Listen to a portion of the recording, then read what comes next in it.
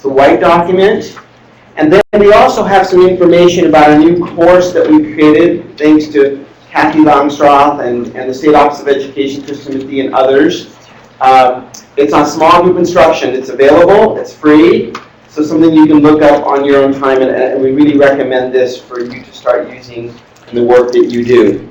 Also, on the side here is a blue certificate that you want to make sure you get to get relicensure points today. Now, the thing to remember that if you're part of the iLeadership Academy or the Charter School Institute, you will not be getting relicensure, but we give you practice credits because this is part of your overall year experience. Make sure that you've checked in when you came in, either the Consortium check-in or the iLeadership or Charter School Institute. So welcome. We're so glad to have you here today. If you want to connect with us, the Wi-Fi name is UPDC Guest, and the password is SPED 14. I can't read that, but it's so far away. Thank you. It was a good year. It was a good year. So I'm going to invite Jenny Egan up here, and she is the co-editor of the Utah Special Educator, and she's going to take a moment and talk to us about that. And there she is.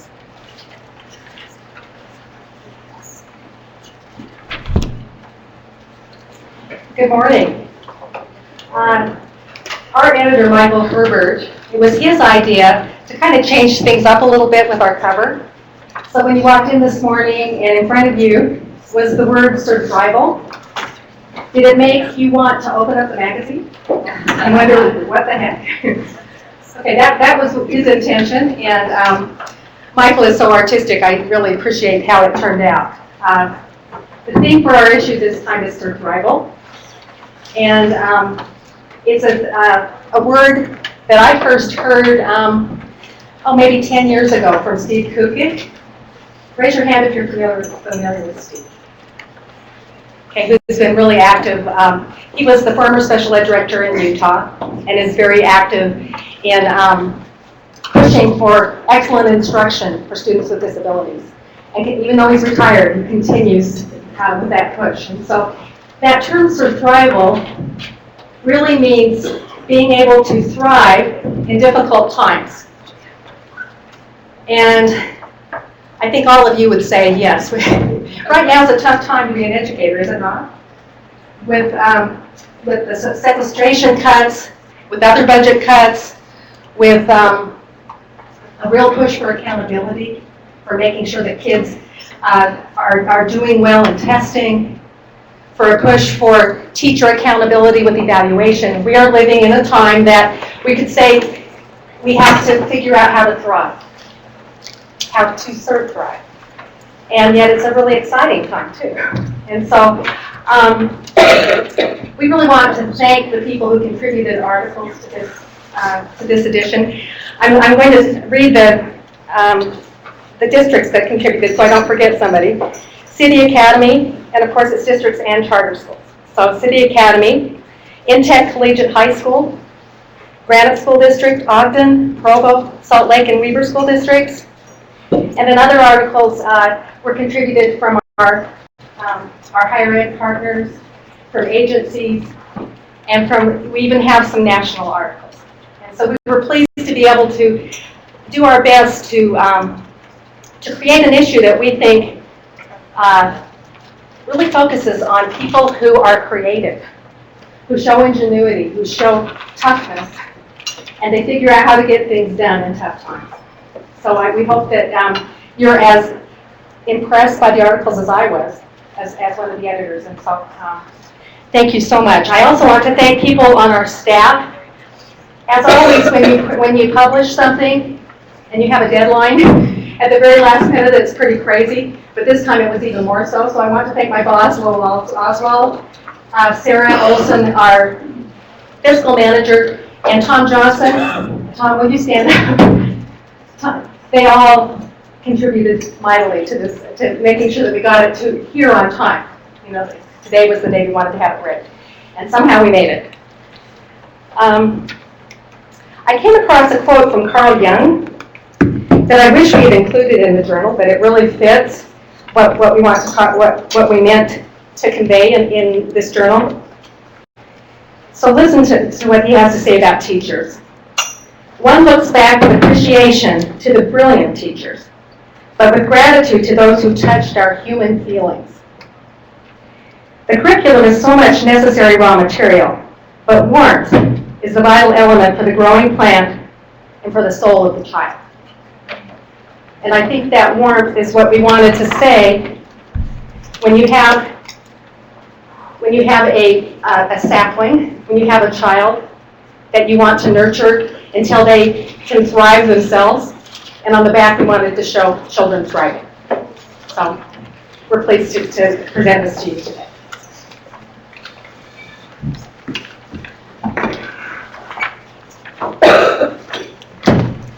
Thank you, Jenny, and thank you, Michael. We're very excited about this journal, and again, we hope you enjoy it and gain a lot from it. It's my opportunity to also make sure we recognize we have about 25 or so people that are joining us via Adobe Connect today from all over the state, so welcome. We're glad that you could join us here today. It's my honor now to introduce our featured speaker, Dr. Louisa Moats. Dr. Moats has been a teacher, a psychologist, researcher, graduate school faculty member, and author of many influential scientific journal articles, books, policy papers on the topics of reading, spelling, language, and teacher preparation. She spent 15 years in private practice as a licensed psychologist in Vermont, specializing in evaluation and consultation with individuals of all ages and walks of life who experience reading, writing, and language difficulties. She's also a contributing writer of the Common Core State Standards. The Utah Personnel Development Center and the State Office of Education here have known Dr. Moats' work for many years. We're thrilled that she was able to make some time to come to Utah. She's going to be with us all day today. There's a morning session that you're experiencing right now as a part of Consortium, but there will be a Consortium Plus meeting this afternoon that will start at 12:30, and Dr. Moats will spend some time with us there as well. I always like to take a moment to express why we brought out such an individual, and I didn't give Dr. Moats this heads up, but I wanted to let you know that a few of our folks had an opportunity last year to go to Plain Talk in New Orleans, and Dr. Moats was one of the featured speakers there. And as we sat down as an organization and looked at this year and what we really wanted to focus on, it was obvious to us we wanted to focus on literacy and writing. We've been doing a writing workshop throughout the state this past summer and throughout the year. And it just made sense for us to bring in someone that not only understands conceptually how these things work, but they can communicate that to us in a way that we can put it into practice. And that's one of the main reasons why we brought out Dr. Moats today. And we're thrilled to have her. So let's give her a nice, warm Utah welcome.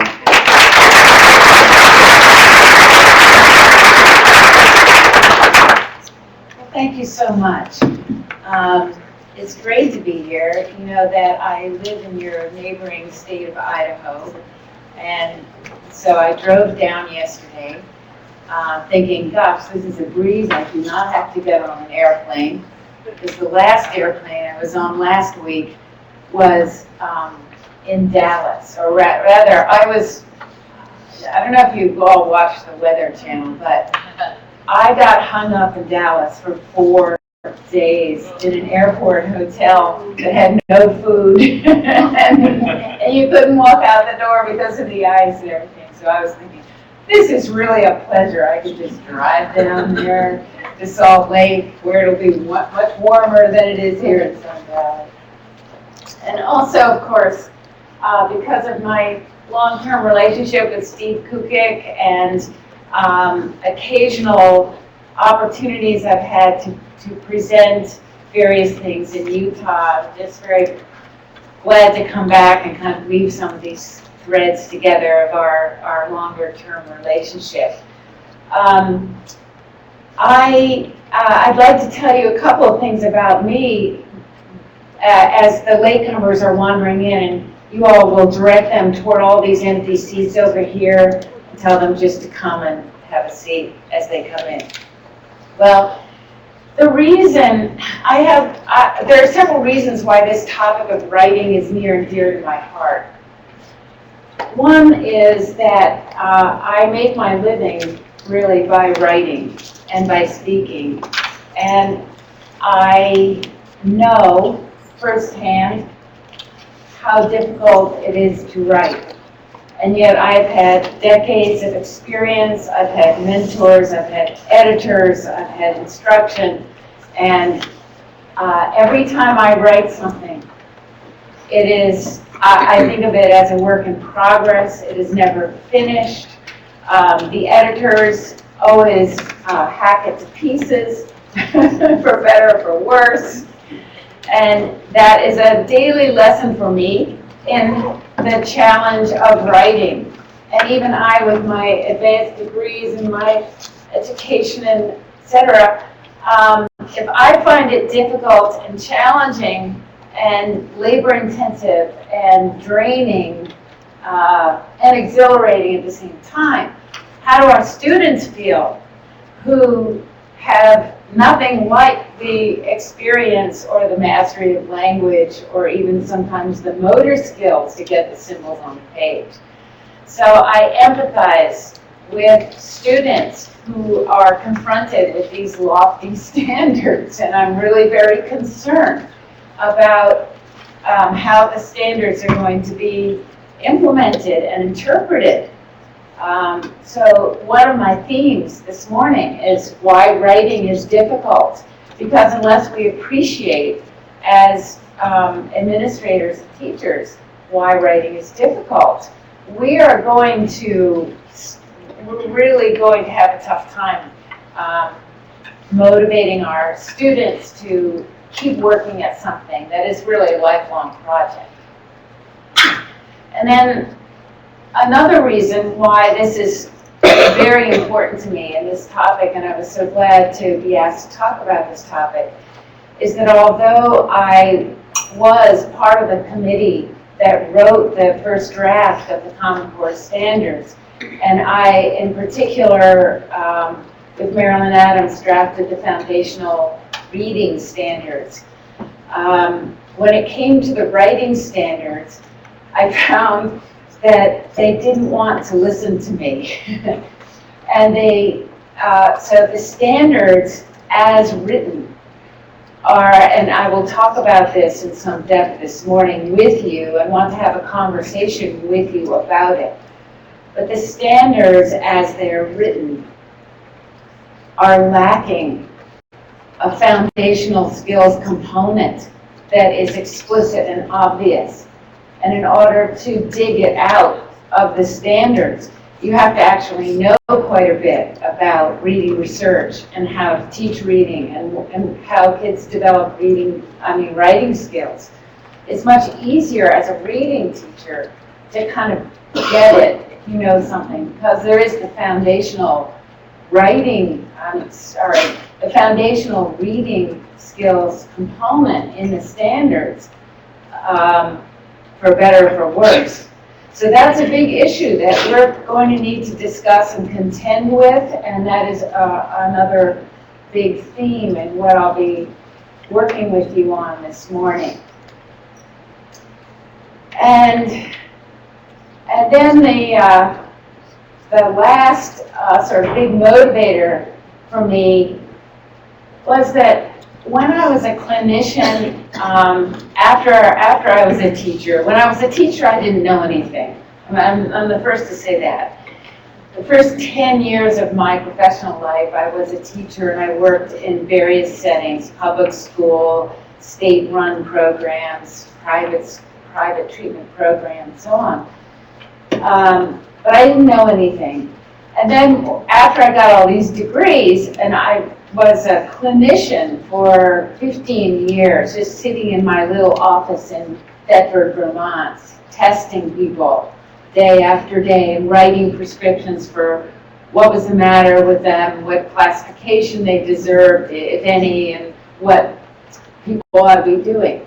What struck me over and over again was the proportion of anyone who came in for a reading evaluation, the proportion of people who had even more pronounced problems with writing. And my overwhelming experience as a clinician was that writing problems were so ubiquitous, they were so common, and went along with so many different kinds of other problems that we describe all the time, that they were almost ignored or taken for granted. And it was just sort of, it was as if the schools and the teachers almost didn't have the energy to deal with writing because, gosh, we're just trying to get the kid to read, and survive in academia. So how in the heck are we going to have the expertise or the time to teach them to write also? I mean, we can only do so much. And yet, person after person, child after child, and all the way and to the top of the scale of sort of life stories. I had a client. I was in the geographic area around Dartmouth College, which is one of the Ivy League schools back there in the east. And a professor contacted me one day to come in for an evaluation. It turns out he was a professor of philosophy at the college. And he didn't want anyone at the college to know that he was asking for a consultation. And he came in and he said, I'm a professor of philosophy, but I'm thinking about giving up my job because I cannot spell. And he said that the writing demands of my profession are so taxing for me that I just can't stand anymore to be under this kind of psychological pressure. But this man had a PhD from Princeton University.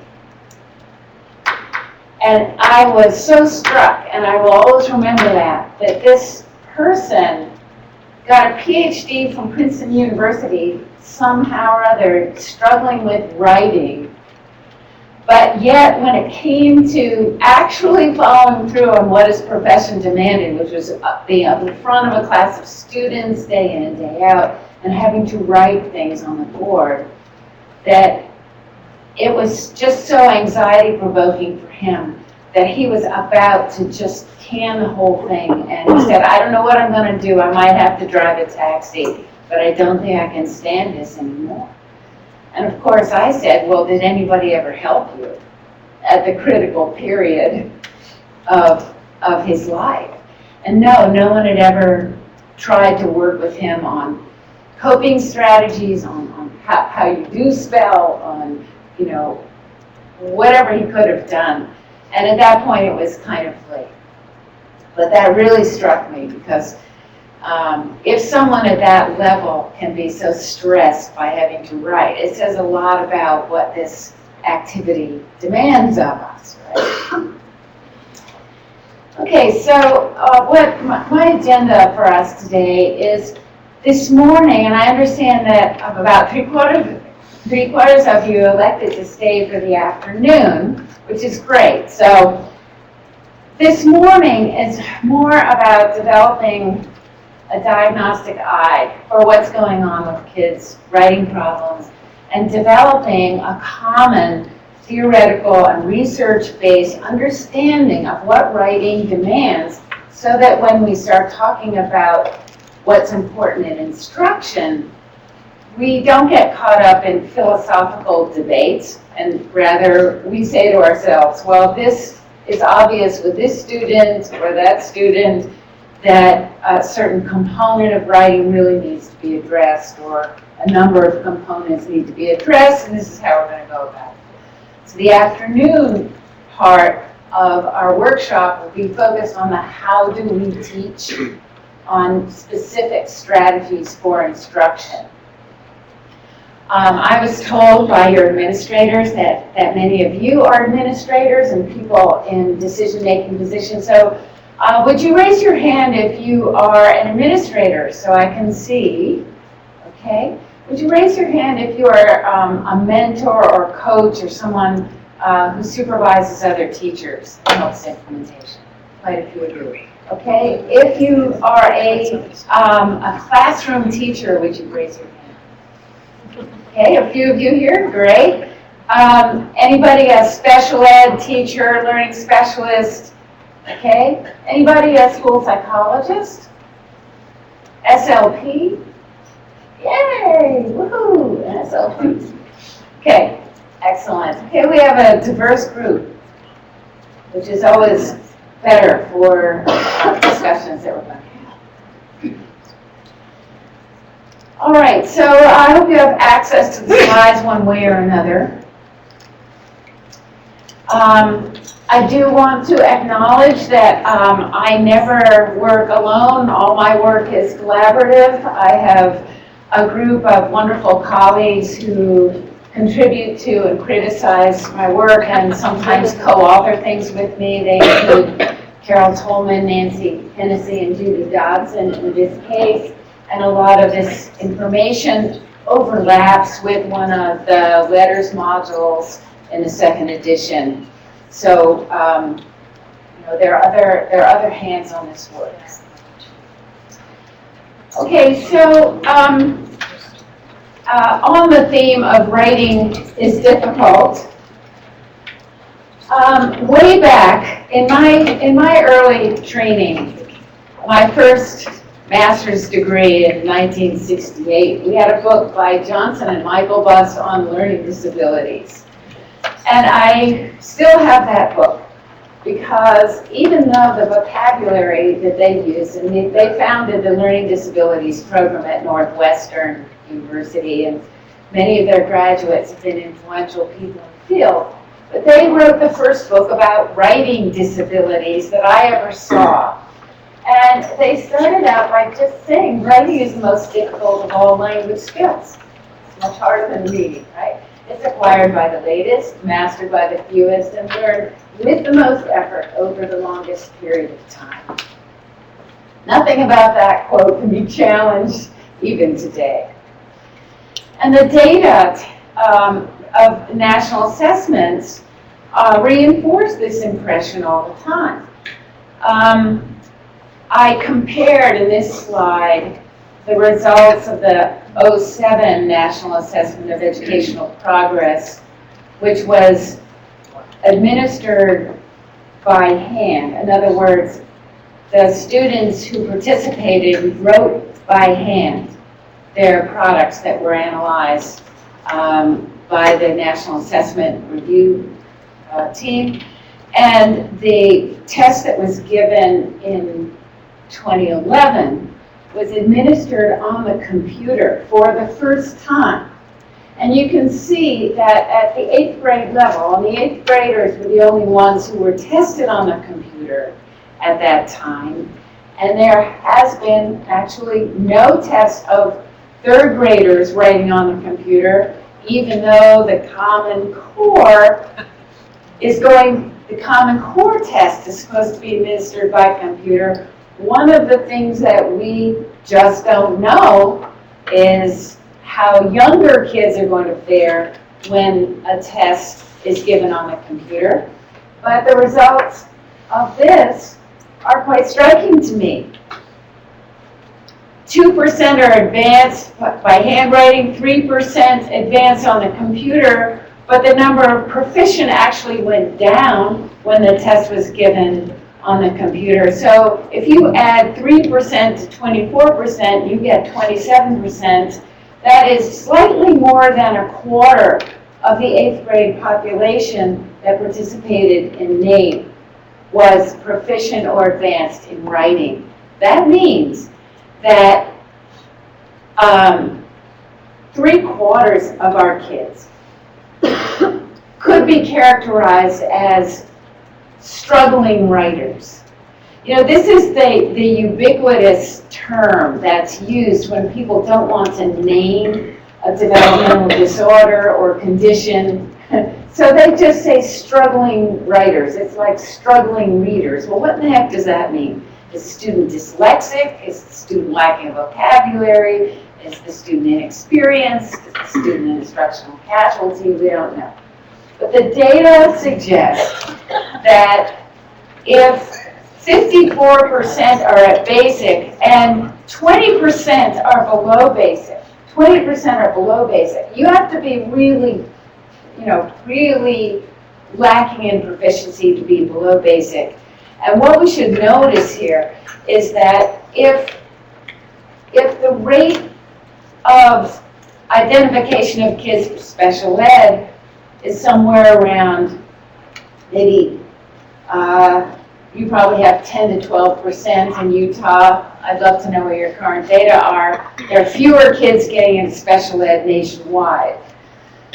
But say, you catch half of those kids at the most in special ed, at least half of the kids who are below basic are going to be in, quote, regular ed. And all those kids who are basic, which means they're not very good at this, they have multiple challenges with this. They're probably not reliably writing a sentence or organizing a paragraph or spelling those basic words you want them to spell or writing in an organized manner. We have a challenge as an educational community that transcends these boundaries between regular ed and special ed. That's the first thing. So, what are some of the implications of this? I just want to ask you, if the data say it's not just kids in special ed who have these real big challenges with writing, what does that say to you? Just like, what is the message here? We're not instructing. We need to improve our instruction in writing. Yes, say that louder so I can hear. We need to improve our instruction in writing. I was with a group of teachers yesterday and they said, I don't know how to do what the core is asking.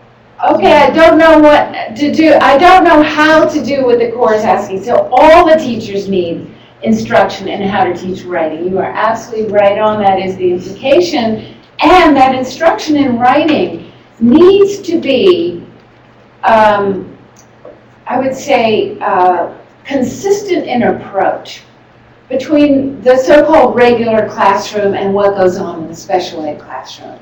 And as you all, I'm sure, are aware, one of the huge issues we have in reading instruction is inconsistency of approach, so that in the reading class or in the core curriculum, the reading is taught one way. The special ed teachers or intervention teachers get kids and are trying to do it another way. And what the student feels is they're caught between these two different approaches, and one teacher is telling them to guess from context, and the other teacher is saying, sound the word out using your phonics knowledge, and the student is really confused and doesn't do anything with consistency.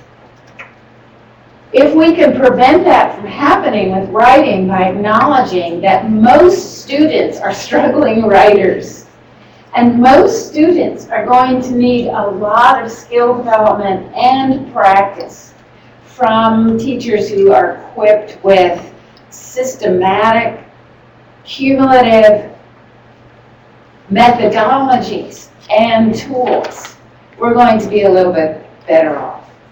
Thank you.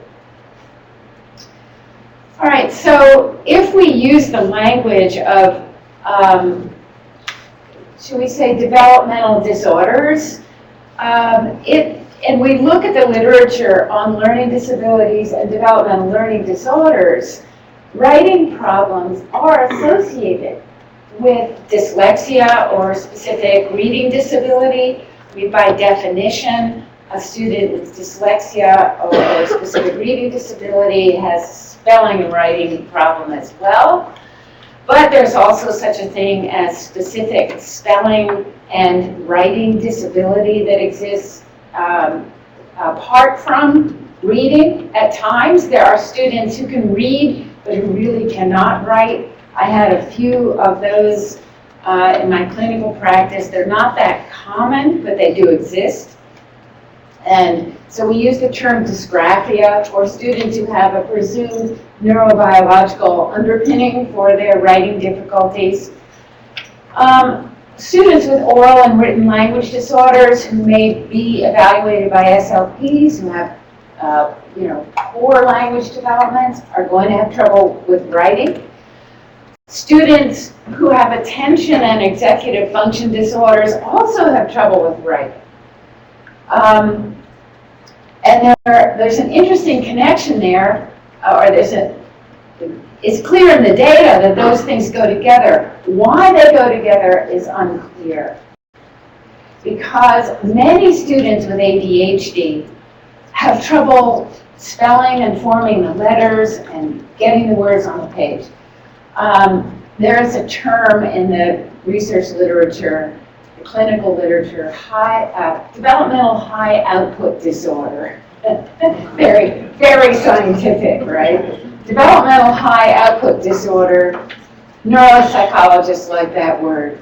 But that's very common in kids with attentional problems because it takes a great deal of focus and persistence and self-monitoring to be able to generate something in writing. And then, of course, students with hearing impairment are going to have trouble with writing. Students with motor impairments, just the symbolization part of writing, getting the words on the page. Students with cognitive developmental impairments who are going to have trouble getting the words and conceptualizing the content. And then we have a number of kids who are who are instructional casualties. It's hard to tell sometimes who's who. The instructional casualties. We did a big study in Washington from 1997 to 2001 that was funded by the National Institutes of Health. Barbara Foreman was the principal investigator of the study, and we decided after following kids in a urban, high-poverty school system in Washington, we decided to study their writing because we had been focused on reading. And then at the end of it, we're all scratching our heads and saying, well, let's take a look at whether these kids can write and whether the teachers are teaching. And what we found, and we published this paper in 2006, what we found was the teachers as a whole, when we looked at the observational data, were spending less than 2% of their instructional time teaching writing at all. And the students really could not write. And I have some of their writing samples embedded in what you'll see today. But those students were never eligible for special ed. They were students who had very poorly developed language skills and who also had not been taught how to do anything. All right, so let's get to the first theoretical model here. This is a big conceptualization of what writing entails. So think about writing as a cognitive skill that requires you to do a mental juggling act like nothing else. This mental juggling act involves three big, we call them phases, but they're really sort of separate, identifiable cognitive activities that go on during writing. So the first is planning. You have to be able to know where you're going. And we're going to take each one of these things apart and look carefully at what it requires. But the first is the planning process, before you even put any words on the page. The second major dimension, or I would guess we'll call it a component of writing, is actually getting the words into a written form that other people can read. Okay? This is what makes it different from speaking. You have to deal with symbols. You have to deal with getting the symbols into a readable form. And then the third is the reviewing and revising part, where we say to ourselves, oh, that was a crummy sentence, I need to rewrite it. Or, gosh, I didn't spell that word right, I need to look it up. Or, gosh, where I ended up in this piece is not at all where I intended, I have to do something to get back on track. The reason that this diagram is represented with all the arrows going different ways is that these mental processes are not discrete and they're not sequential. They're what we call recursive mental processes. And recursive is a lovely word because it has the Latin root in it of meaning circle. There is a rapid circular interaction in our minds between these three components as we compose. And how do we know this? This model goes way back to 1980 when there was a shift in cognitive psychology and the study of what people are doing when they read and write. And it was a big shift away from behavioral perspectives on academic skills. And the first paper was written by researchers named Hayes and Flower, and they did a study of college freshmen who were writing, and they asked those college freshmen to talk out loud as they were writing and record everything that went on in their minds as they were writing an essay. And then they analyzed those thought processes into these categories. That's what the researchers did. So they were trying to look into that black box of the human mind through the self-talk of the people who were writing. It's an interesting kind of methodology at the time because at the time nobody was doing that. And since then, that basic model has held up, but it's been researched to a fine degree, I would say, by people like Virginia Berninger. Anybody heard of Virginia Berninger or read any of her papers? Several of you. Okay, very good. She's sort of number one on my list for the researchers who have studied writing and writing disorders to the greatest extent and published the most papers. So she has a book called Teaching Students with Dyslexia and Dysgraphia, in which she summarizes many of her research findings. She's at the University of Washington. She has worked a lot with Steve Graham, and she has a whole group of colleagues. Deb McCutcheon is another person there. Okay, so she has kind of taken apart each of these big processes and been able to show that each of these big components has identifiable subcomponents that can be measured and can be evaluated. And for the planning process, she says, okay, first thing the student has to do is generate ideas. What if you ask the student to write and that student has nothing to say about that topic? Okay, so you have to have ideas, number one. Second thing is setting goals. What kind of a paper am I going to write? And there's so many choices there. They have to do with, who's going to read this? What's the purpose? Do I get 2 paragraphs to say what I want to say, or do I get a book to say what I want to say, or something in between? So there has to be a goal-setting process, and then the ideas have to be organized. And there are many choices as well. So the question is, in what form am I going to express my thoughts? And that gets us into knowledge of text structure, and knowledge of genre, and knowledge of what's expected, the pragmatic skill of what is expected in this situation. If I write a letter to the editor, am I going to try and use irony or satire or Am I going to just be very straightforward? Am I going to complain? Am I going to be constructive? All those things, and then how am I going to lay out my ideas? So here's our first writing sample, and this is one of my favorites. Okay, I hope you can see this. I will read it to you.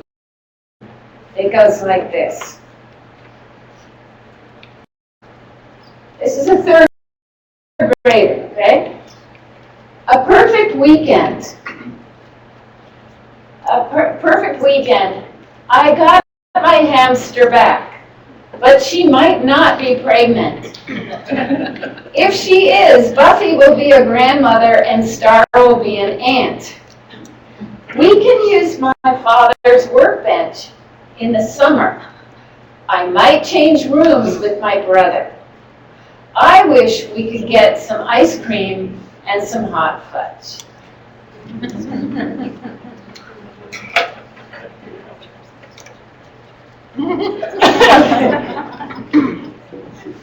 You're each sitting next to somebody, right? Or maybe you have to turn around. I would like you to spend a minute talking with a partner.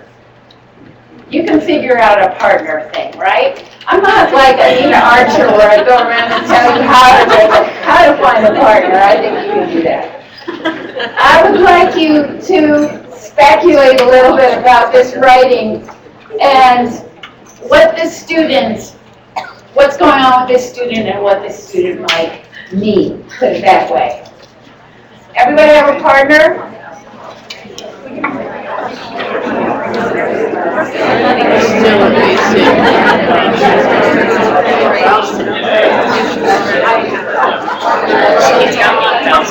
She might not be pregnant.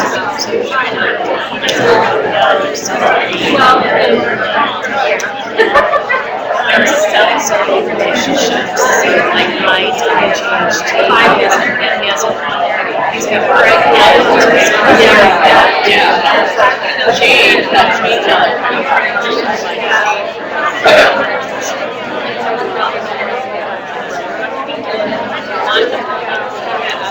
That could turn into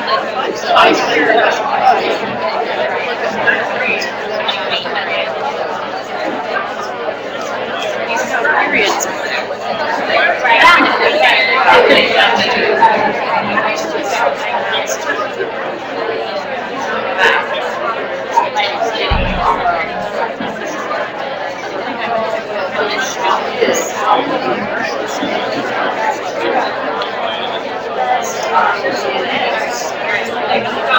There's some things that there's some vowel issues to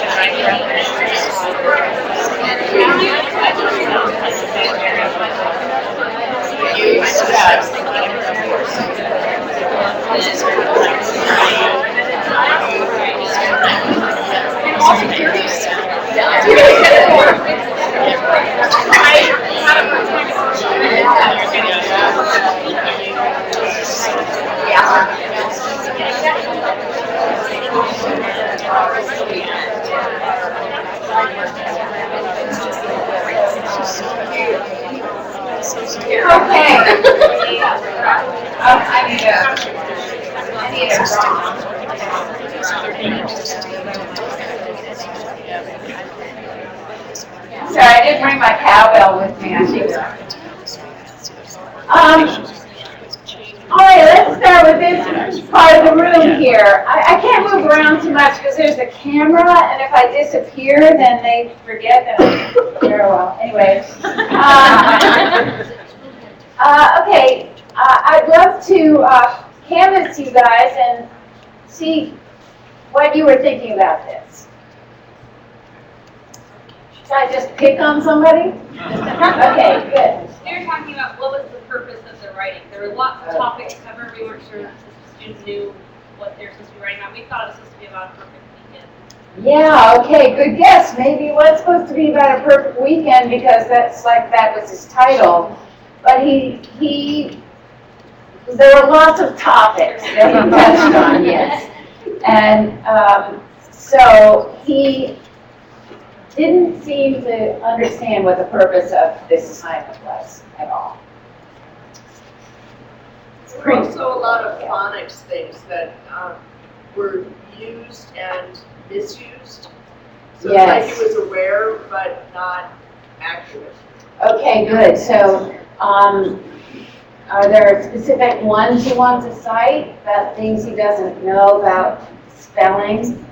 Well, like the bake, which Yes. is back. Okay. So he knew, yeah, there might have to be an E here just for some reason, I don't know, Yes. you know. But Okay. but then he does know DGE rules, so like in fudge, Yeah. he knew that. Yeah.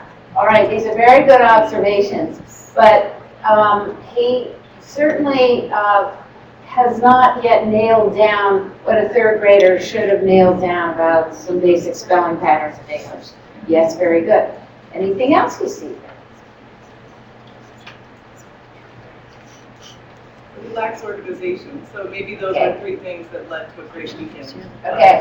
He doesn't clearly have the transition to sleep. Okay, very good. So there's no real organization. Can you see this kid? I actually was observing in a classroom and saw this student produce this writing. And this is what he did. I wish I had a pencil. He'd chew on a pencil, look at the paper, squirm, look out the window, and then write a sentence. And then there'd be a big pause, and he'd squirm, chew on the pencil, eyes rolling, and then he'd write another one. Well, finally, all the other kids had gone out to recess, and the teacher said, whatever his name was, okay, that's enough. But it just took him 20 minutes. Because he just had no direction at all. He had no purpose, he had no organization, and then there were some executive function, we might talk about executive function problems, not being able to stay on track and stay focused. And he did turn up with a diagnosis of ADHD eventually. And it was the inattentive type, the wandering. And he also turned up with a verbal IQ of 115, which is a standard deviation above average, which is interesting, isn't it? Because he had much more verbal capacity than he was able to translate into this written product. But I think this is a powerful example of the importance of having a purpose, having direction, having an idea of what form your writing is going to take, and being able to approach it with a very good idea of what the final product is going to look like. Otherwise, a student like this is just wandering in the wilderness and doesn't know what he's writing about, and it's kind of train of thought. And we've seen students do that. When it comes to narrative writing, too, this is the kind of student, if they don't get enough direction, who when they start to write a story, it's the never-ending story. It just goes on and on. They don't realize that there is a structure to it. All right, guys are good observers. All right, so the second major component is the translation component. And Ginger Berger has done a really good job, I think, showing through research that there are two pieces to this translation activity. One is the having of words, or the putting words to ideas. So you know, you've had students who seem to know a lot about some experience or some idea or some topic. You know that they went on the field trip, or you know they read the book, or you know that they participated in the classroom discussion about something. But they have real trouble articulating, whether it's verbally or in writing, what their experience has been or what their understanding is. So Ginger Berger calls this the text generation process of translation, and by text generation she means getting the words, putting words to ideas, and being able to come up with the language, both the specific words, the vocabulary, and the syntactic formulation that's required by writing. And then the second process is transcription. And I call this symbolization. It's the same thing. It's the process of taking those words and putting them into symbolic form, whether or not it's by keyboarding or by handwriting. But those are the only two options we have, unless you can say that dictating into a speech-to-print translation device is text generation and transcription, or that is equivalent to transcription. Still, it's never perfect. So that actual symbolization process is distinguished from having the words. So think of the student who has a highly developed verbal capacity, who is stymied when it comes to putting the words on the page, but they're very good at orally summarizing or expressing what it is they know and want to say. And we do have students like that, so we can rehearse with them what they want to say orally, but still that translation process is terribly difficult. But I think it's important to distinguish these two things, because some students are going to be are going to make a lot of progress at a conceptual level by talking things out, using graphic organizers, being able to tell you what it is they want to say. They'll be able to formulate their ideas and essentially dictate them well, and will be able to use compensatory technology to get those words on the paper. If their problem is just the transcription, like a severe spelling problem, severe dysgraphia that is aimed at that. And those students are very different from students who just don't have the verbal facility to even tell you what it is they want to talk about. Those students with language difficulties need much more support when it comes to finding the words, generating the words, need much more in the way of modifications. You can't expect them to generate as much verbiage, for example. So keep that in mind. And translation is not the same issue for everyone. So here is a second grader. This is a kind of faint here, and I hope you can see one way or another. Okay. This is a second grader who writes, "Scientists make observations by looking closely at things. Why do scientists write down what they see, do, and find out? Because they might want to memorize it.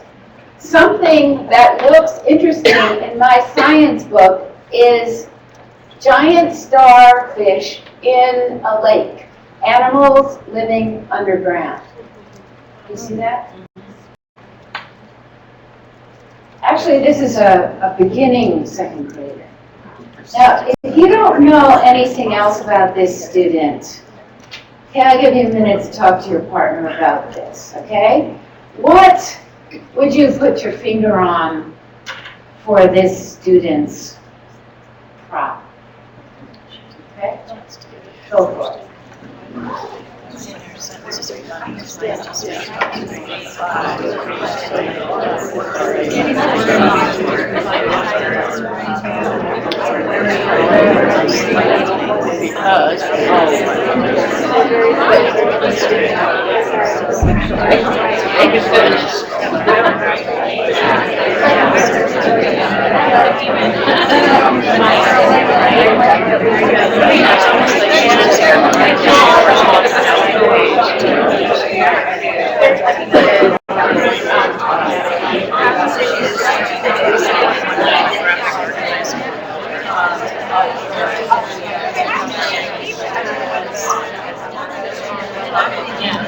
It almost looks like her mind wanders today.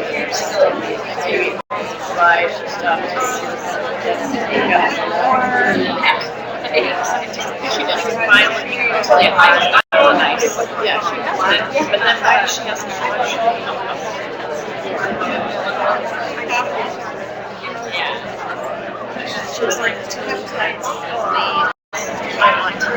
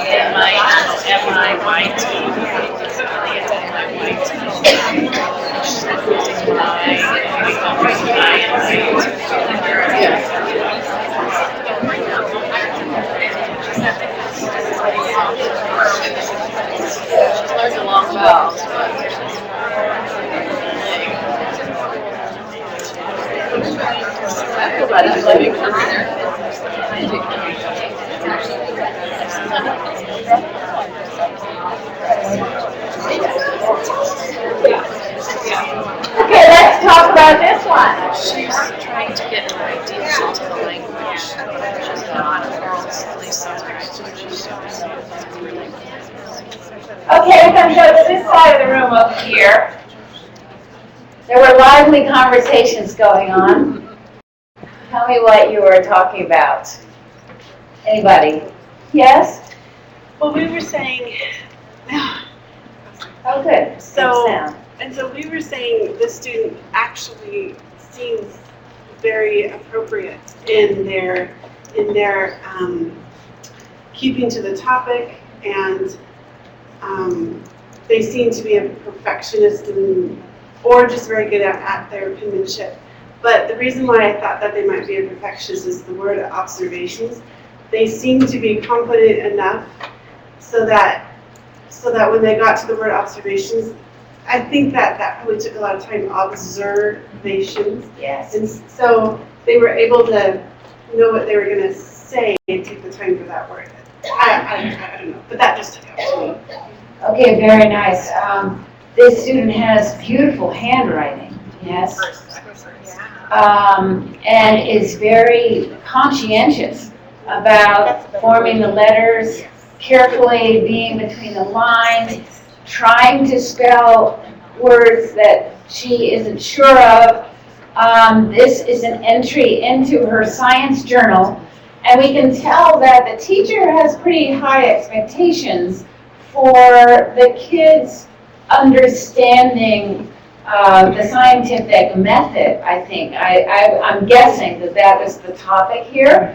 And the kids are supposed to be explaining what the scientific process is about, which is a pretty demanding thing for beginning second grade. So she's in a demanding and rigorous curriculum in school. What else stands out? Yes. The fact that they have random periods throughout, so their ideas of structure is a little off. So Okay, say the yes, say the it. sentence structure. So they've got periods on by in the first sentence. They seem to have another interpretation that periods come at the end of lines rather than the end of thoughts. Yes, okay, very good. So that's the piece I pulled out. And the handwriting, to me, would lend to the idea that they're fluently able to compose, so that's helping them be able to communicate maybe more broadly than a typical second grader, because they aren't having to attend to as much of that. How do I form the letters? That they've got that mastered, so they can really attend to the communication of ideas. Good. All right, so the handwriting fluency seems to be okay in that she's filling up this whole page.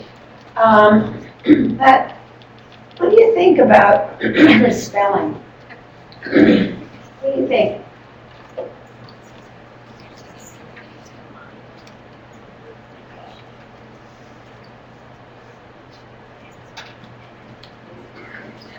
Yeah. Her vowel patterns and digraphs and the things that she writes herself. Maybe, like, I feel like there was a lot of prompts on the board or something for her because she spelled many words correctly. Okay, scientist, others- she did spell here, Yeah, even though But she not up left there, it out right. there, right. and so I feel like she may have been copying from the prompts for most of us. Yeah. Certainly she did scientists. All right. Might want some confusion there. Not knowing that, well, that's very common, but it's a problem, sticking apostrophes in where they don't go. Lots of adults are still doing that. Interesting.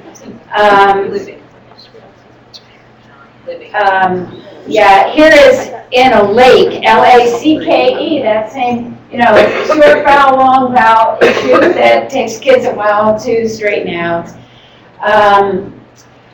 Okay, so with this student, actually, let me give you a little background on her.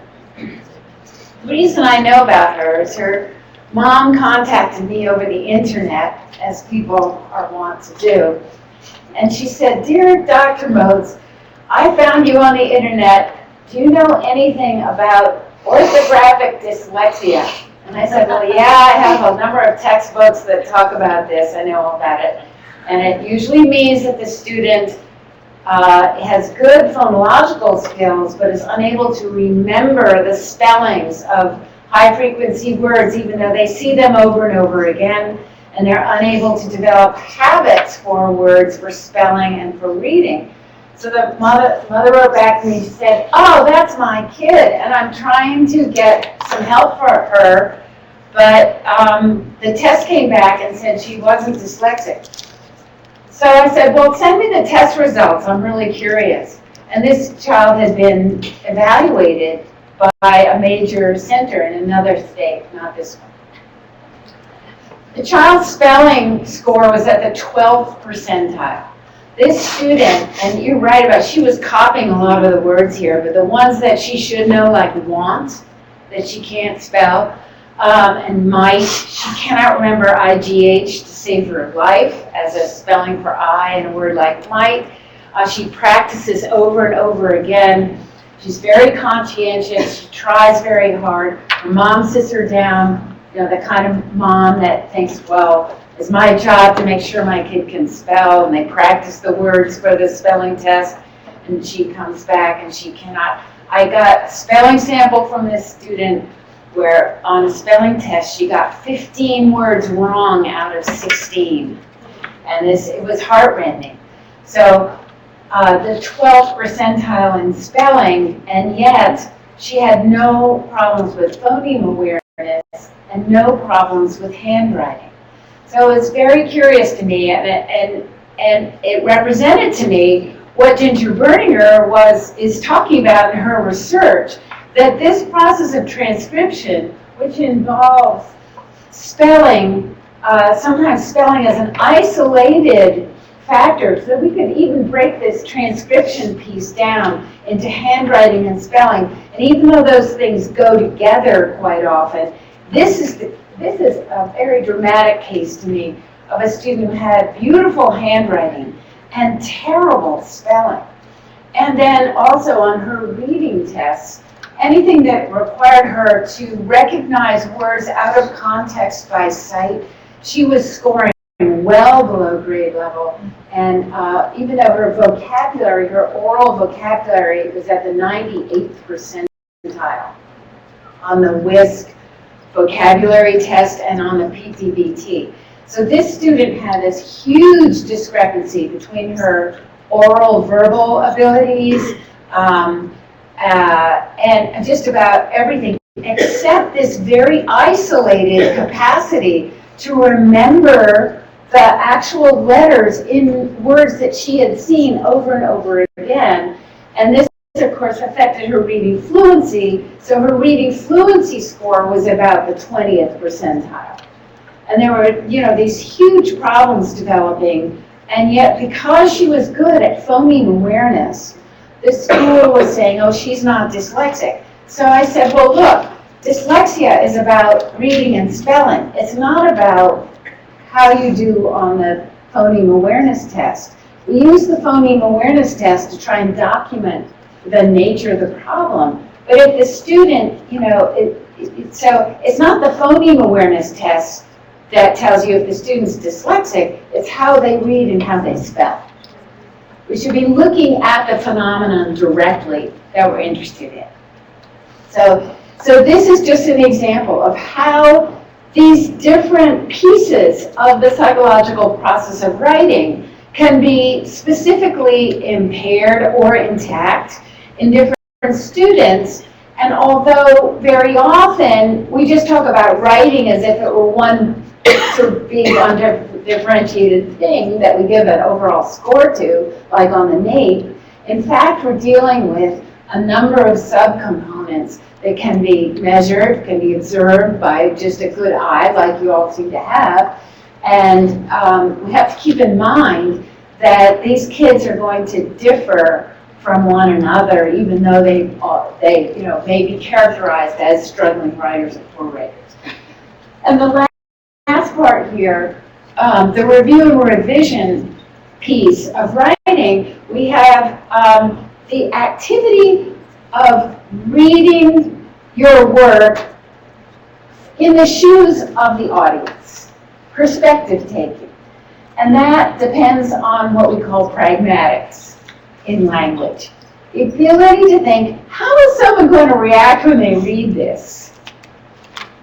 And that is a lifelong undertaking to try and develop that kind of empathy and to anticipate how somebody's going to read the way you phrase something, what you do include, what you don't include. It's very, very demanding. And also as we read it, have we respected the reader's need for conventions, for punctuation of sentences, for paragraphing, for standard usage, and so on. And then revision and editing are two somewhat different things. Revision means that you actually change the words and you change the way you have put the words together and presented the work. And editing means that you've dealt with punctuation, capitalization, and spelling in particular. Okay?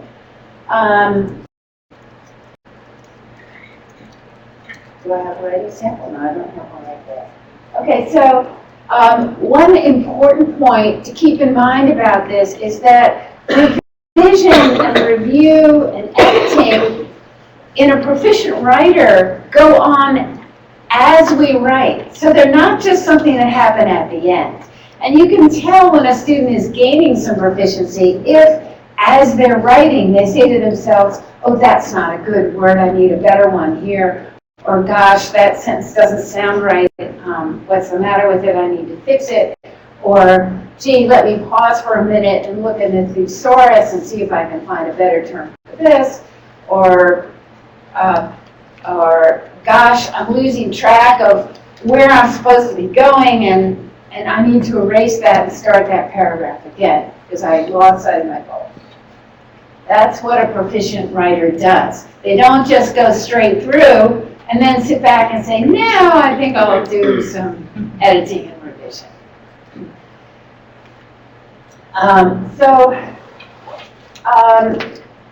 The other piece of writing that makes it difficult is the load on working memory.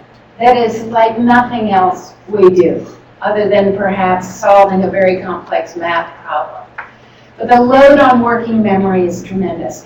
Have you had any presentations here on working memory assessments, maybe it's a topic that you can get a good psychologist to come in and do a workshop with you, because there's a increasingly robust body of research on working memory and its role in academic learning and how we deal with it. So the working memory load comes from having to keep a goal in mind as we're actually doing something. So part of your brain has to say, wait a minute, I'm supposed to be writing about my perfect weekend, and whether I'm going to get hot fudge in the summer is not really part of this. So that perfect weekend writing sample is a great example of a student whose working memory was definitely overloaded. Keeping the audience in mind. Another part of your brain has to be asking, okay, who's my reader? How are they going to read this? Monitoring progress toward the goal. What was it I set out to do?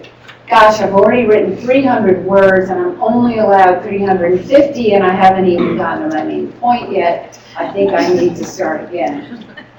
Changing course when necessary. That flexibility that comes with good executive functioning, that's particularly hard for a lot of these poor writers we have. You ask them to shift gears, and it's like trying to take a train and, get it off a track or something, or steer a huge ship away from the iceberg. They'll just say, I can't do it. I've got enough to deal with already. I can't, leave me alone.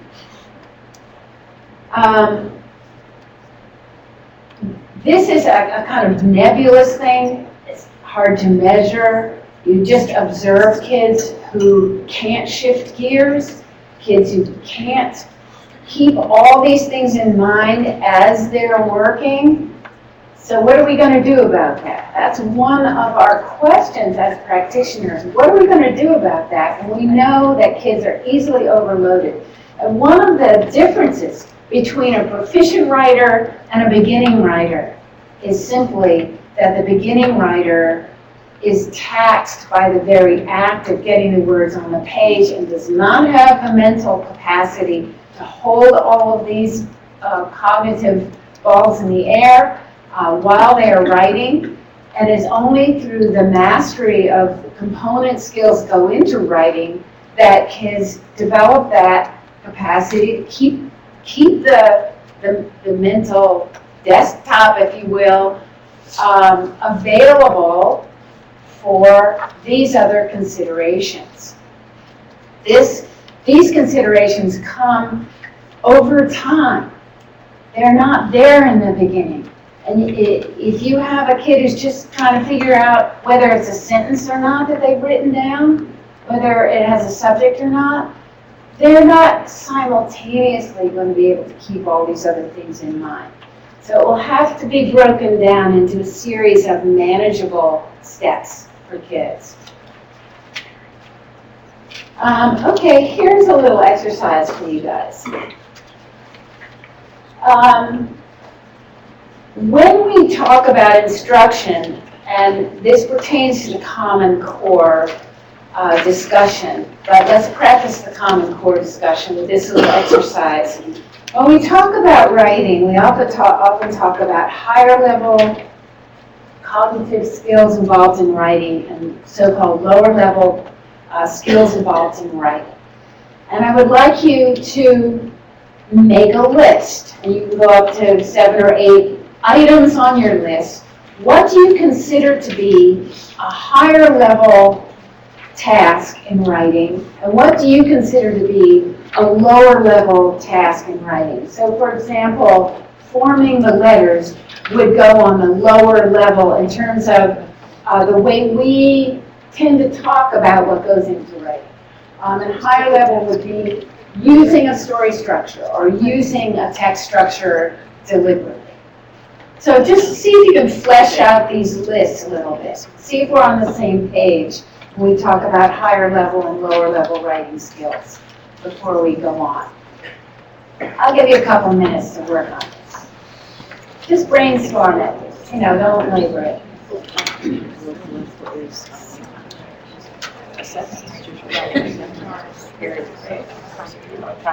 Letters.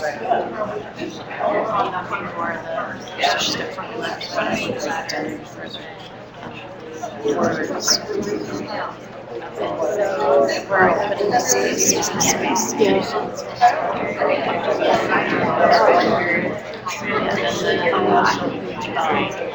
the lower level would be maybe writing down lessons, like the non-thinking, like you might be copying,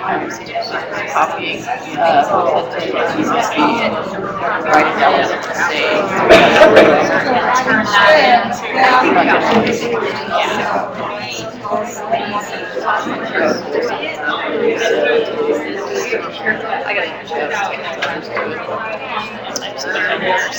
Is it bigger? No. Oh. I like sitting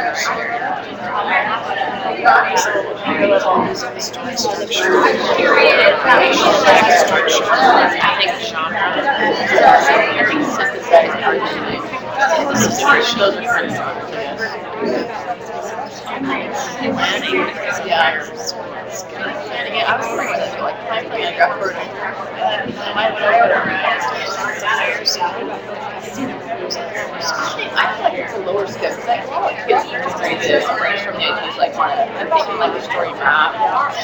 It's practiced. It has to be the place for this type of stuff. Higher level skills are like deciding, yeah, sourcing. My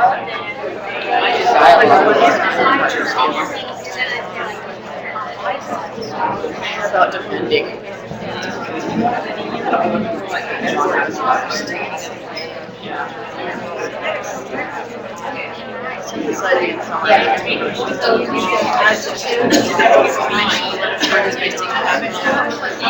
Just a thought onto a page. Yeah, it's like career items.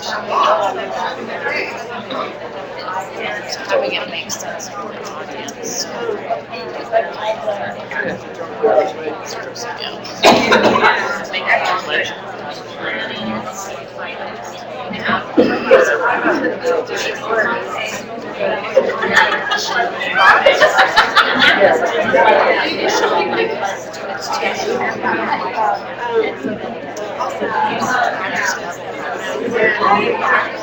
That should be.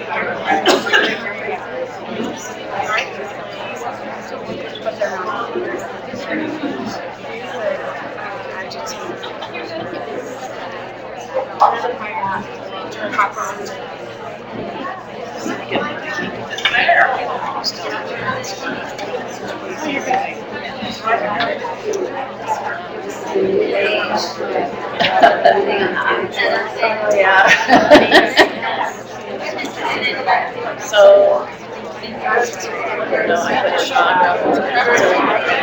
that would be like the structure and the text, the sizing, and multiple pages, the ideas and points of I think different steps in planning. Okay, let's see what's on your list. If you're thoroughly planning and that's the process. Let's say, come on the back of the room here. Do we have a microphone? Oh, it's easy to reach these folks. Okay, who'd like to volunteer then? There you go. I'm Karen. Karen, go for it, Karen. You want me to tell you how Yeah, much? just go for it. Okay, so on lower level writing skills, we put sentence construction, spelling, punctuation, paragraph construction, and then basically staying on topic, like a singular topic, controlling idea. And then for higher level, we put using transitions, precise word choice, description, development, strong introduction and conclusion, and then just the fluency of the paper. Okay, thank you very much. Let's have some more ideas. Yeah. Just the planning, the overall planning is going to probably be their highest level, planning and organization. Okay, planning and organization.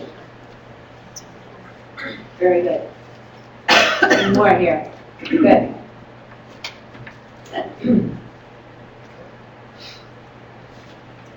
I was just thinking of the Common Core, using evidence from text that's supportive of what they're writing about, and content accuracy as they're writing based on something that's content related.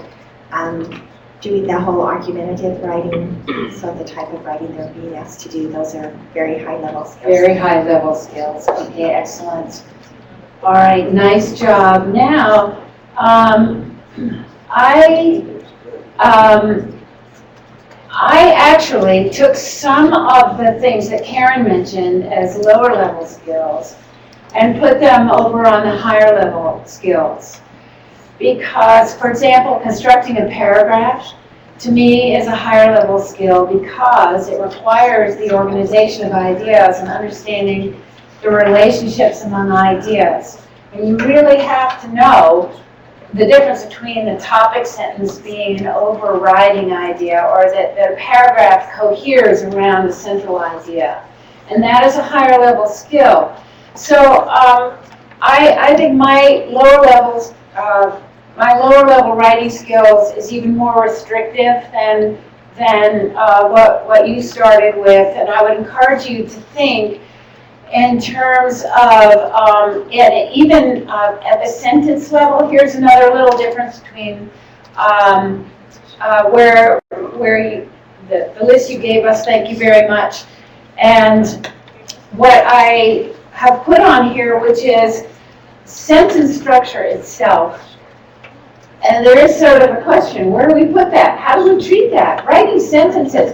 Do we just take it for granted that kids should be able to write sentences because the standards are so focused on those things, that those very higher level demanding cognitive skills of evidence-based writing, argumentation, etc.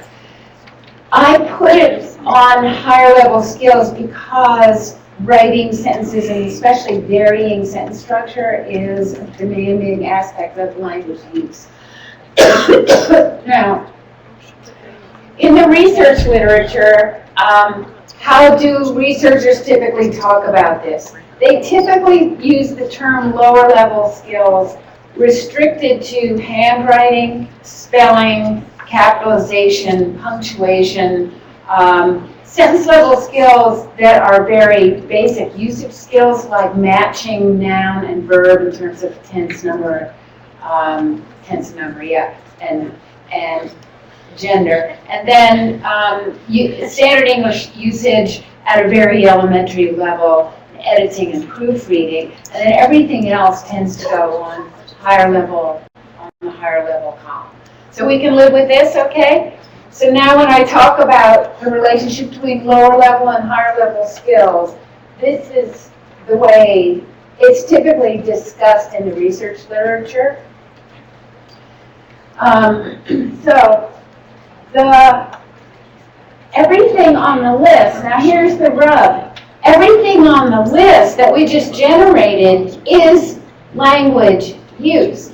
So even though on the lower level skills we're talking about punctuation, capitalization, usage, handwriting, spelling, it turns out when we look at what the brain actually does during tasks, so-called simple tasks like recognizing spelling of a word, it's the language areas of the brain that are being activated. It is not some other part of the brain that has to do with unconscious learning of visual stimuli or something like that. These lower level skills are also aspects of language use and are very wired into the language system.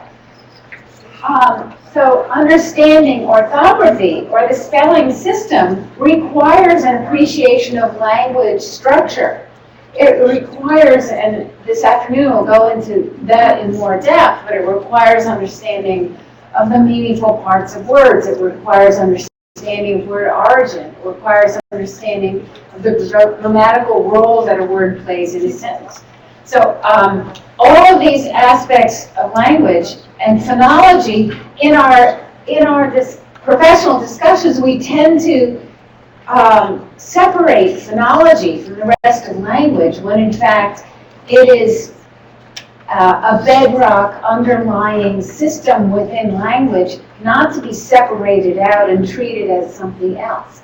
It's very curious to me what's happened in the last 20 years with that sort of phonology being removed from language and the interrelationships among these things being underappreciated, we'll put it that way. Okay, so everything that was on our list, higher level and lower level, is language dependent. The only exception to that is letter formation, which also has a motor component to it. And that motor component, as it turns out, also gets wired into the language system. And it's a curious thing that Ginger Berninger has shown, that letter formation is a psychological skill that is much more highly correlated with language than it is with other kinds of fine motor skills. So you can have kids, for example, who draw people very well, who cannot draw letters. Have you ever had kids like that? Kids who are good artists, who cannot form the letters well? And you wonder why? It's because letter formation is an aspect of learning orthography and developing motor habits, but those connections get wired into the language centers, not into the visual spatial areas that have to do with drawing non-linguistic phenomena. This is very important for school psychologists to appreciate, and they don't get enough training in this. So if you get a psychologist report that says that a student is a good artist, so they ought to be able to learn visually, there is no basis for that in research. That's one of those things that seems as if it ought to be true, but it isn't. Okay, so the simple view of writing. We can diagram what we've been talking about in this way. This is kind of a summary slide here of what writing is all about.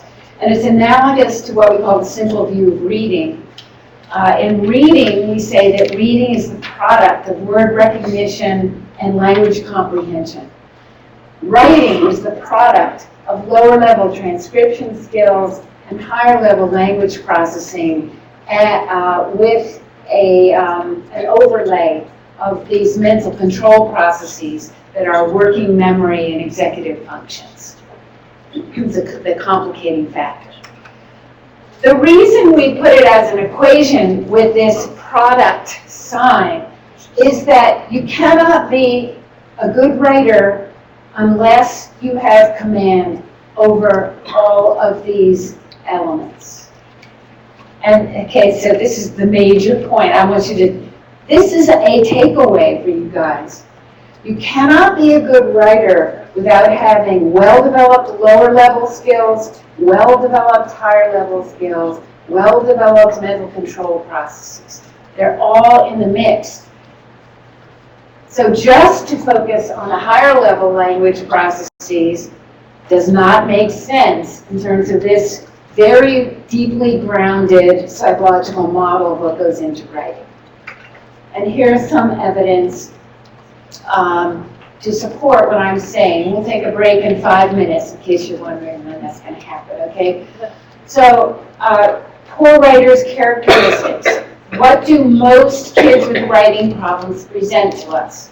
They present one or several of these characteristics.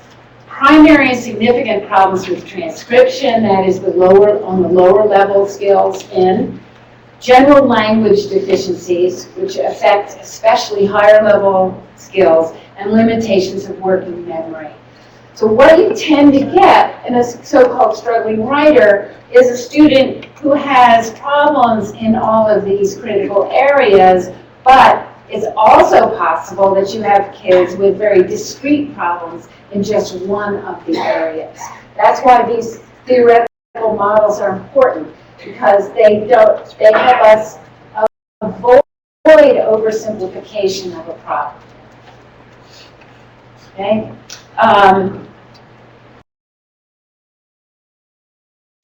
Transcription and working memory explain much of the variance in composition, quality, and fluency at the intermediate level. That's a quote from Brenda.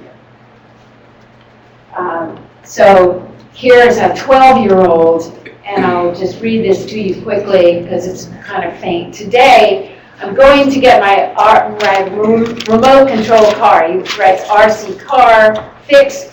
I plan to ride my car around after I get it fixed.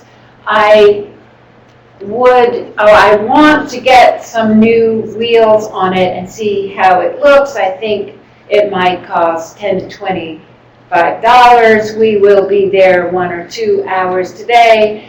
It will be fun to drive my car around. And this is a 12-year-old who has been in intensive instruction for a long time. But you can see this student has problems with everything. He has problems with letter formation. He has terrible problems with transcription. He has terrible problems coming up with words. Writing a paragraph is an enormous challenge for him. He has learned that a paragraph has an introductory sentence and a concluding sentence and some details, which is great. But if we were to ask him to say any more, he would probably be overwhelmed by being asked to say any more. So this is the quandary we're going to face as we go on talking about the Common Core is going to be the Common Core expectations are up here. We have a lot of students who are here. And how are we going to handle that? And what's going to be fair to students? What's going to work? Yes. I don't have the answer, I just have questions. Okay, now the answers are going to be slow and hard to develop. What was the verbal capacity of that student? This student had poor language skills. I mean, his verbal IQ, I'm just guessing, maybe 90, maybe the 25th percentile. He was not language disordered. He wouldn't have made it into an SLP's caseload, but he struggled with verbal production. Would he have spoken that way? He would have spoken in a way that was not as bad as this. He would have been somewhat more articulate, somewhat more.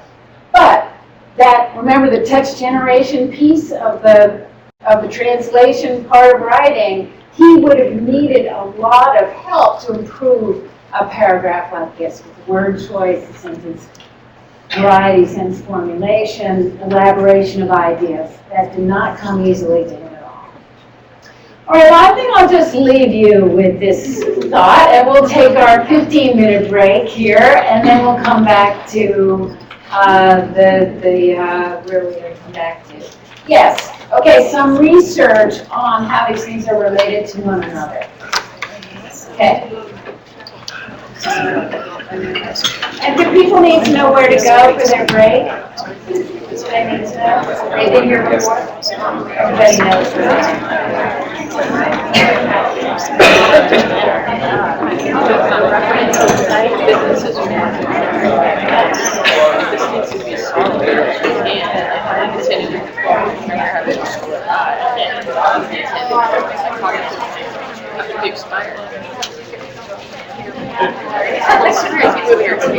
What about this? Can you do snaps? Sorry, I was looking at your stack. It was arbitrary. No, I brought you. That's what I wish I could run. It's left gone. I grabbed some of my left in my chapstick. Seriously, how was it? I'm gonna go run. I went chapstick in my coat.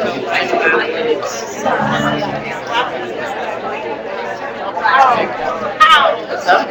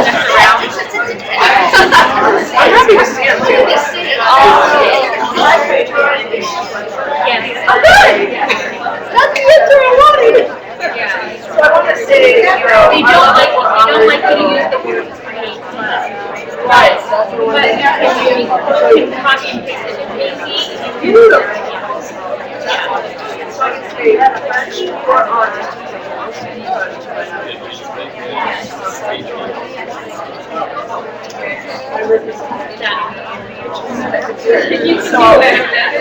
I still get branded in copywriting, so it's them, you can use it.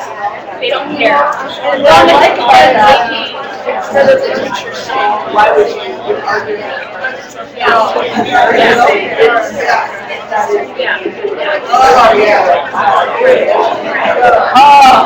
It's cheaper.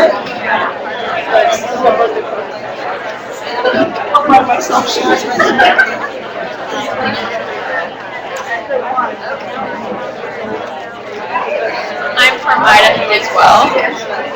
I said I'm from Idaho as well, and I'm from near Pocatello, not Hot Springs. And I thought, like, when you get back to the clean air, you would the clean air in Idaho. We get these conversions.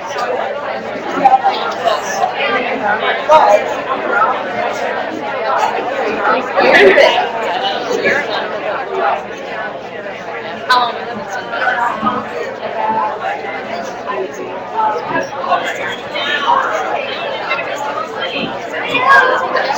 Especially when you get snow in. Because you couldn't fly. Where do you fly from? What do you do?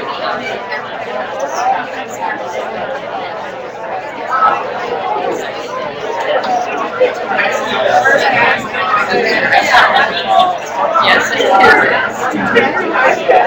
I was with the Canyon District. I'm actually in Utah now with the Canyons with Amber.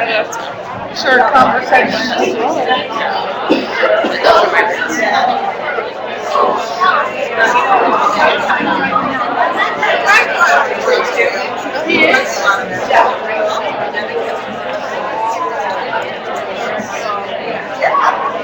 Okay, I'll have to finish.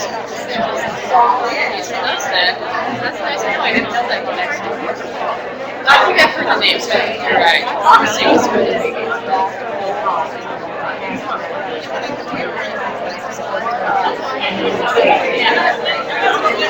I think the animation and the movie things moving forward. Even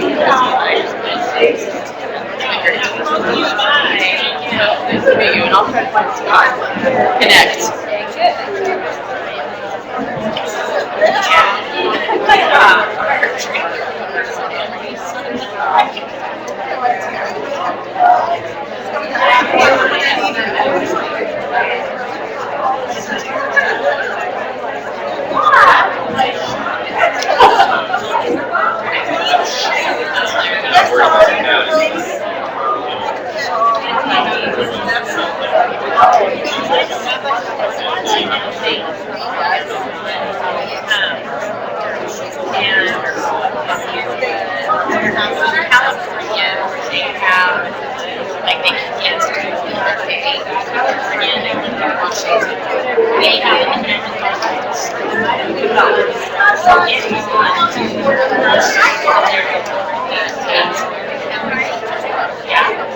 But that's like their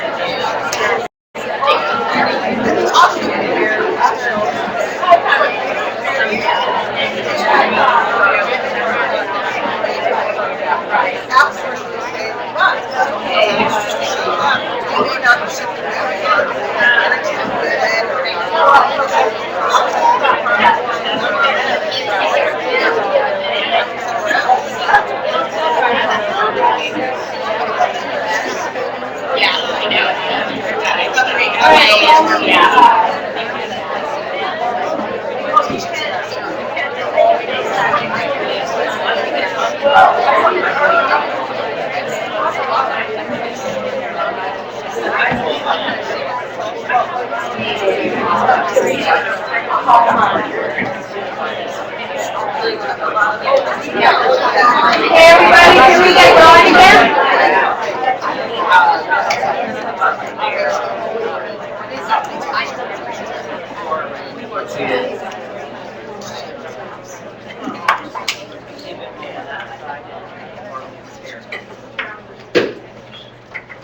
All right, thanks. Well, we have another hour. I'm going to try and leave a few minutes at the end for more general discussion about things that may be percolating in your minds.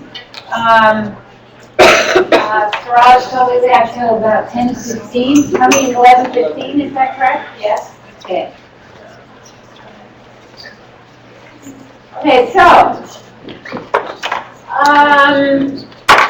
big idea from this morning is that the lower level and higher level skills and metacognitive skills are all required to be a good writer. We can have kids who have specific impairments in one of those areas or all of those areas.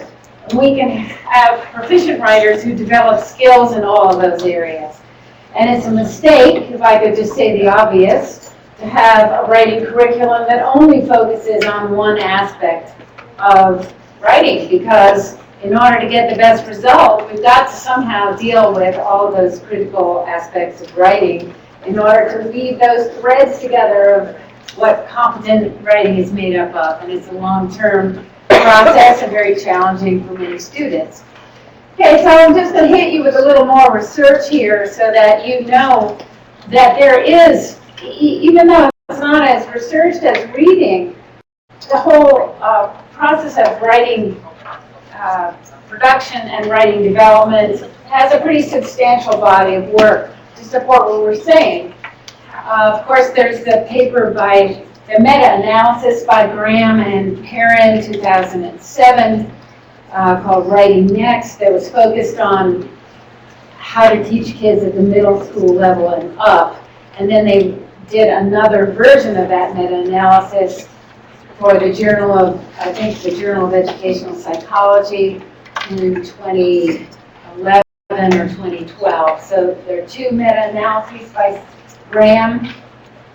But one of the things he points out in his review of all the research out there is that spelling and handwriting matter, just because if a student presents a paper that's hard to read, because the spelling and handwriting aren't up to par, it will be judged more harshly in terms of its content.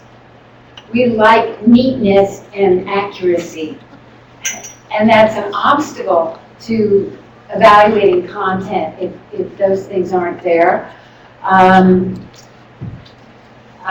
that the little second grader I showed you had such neat handwriting, you'd be inclined to be more favorably disposed toward her written work because it looks so beautiful, and overlook the fact that she has actually a pretty severe type of dyslexia. But anyway, okay, so why teach handwriting? So the case is made in research that it's more than just to make the paper look nice, that we should spend some time teaching handwriting.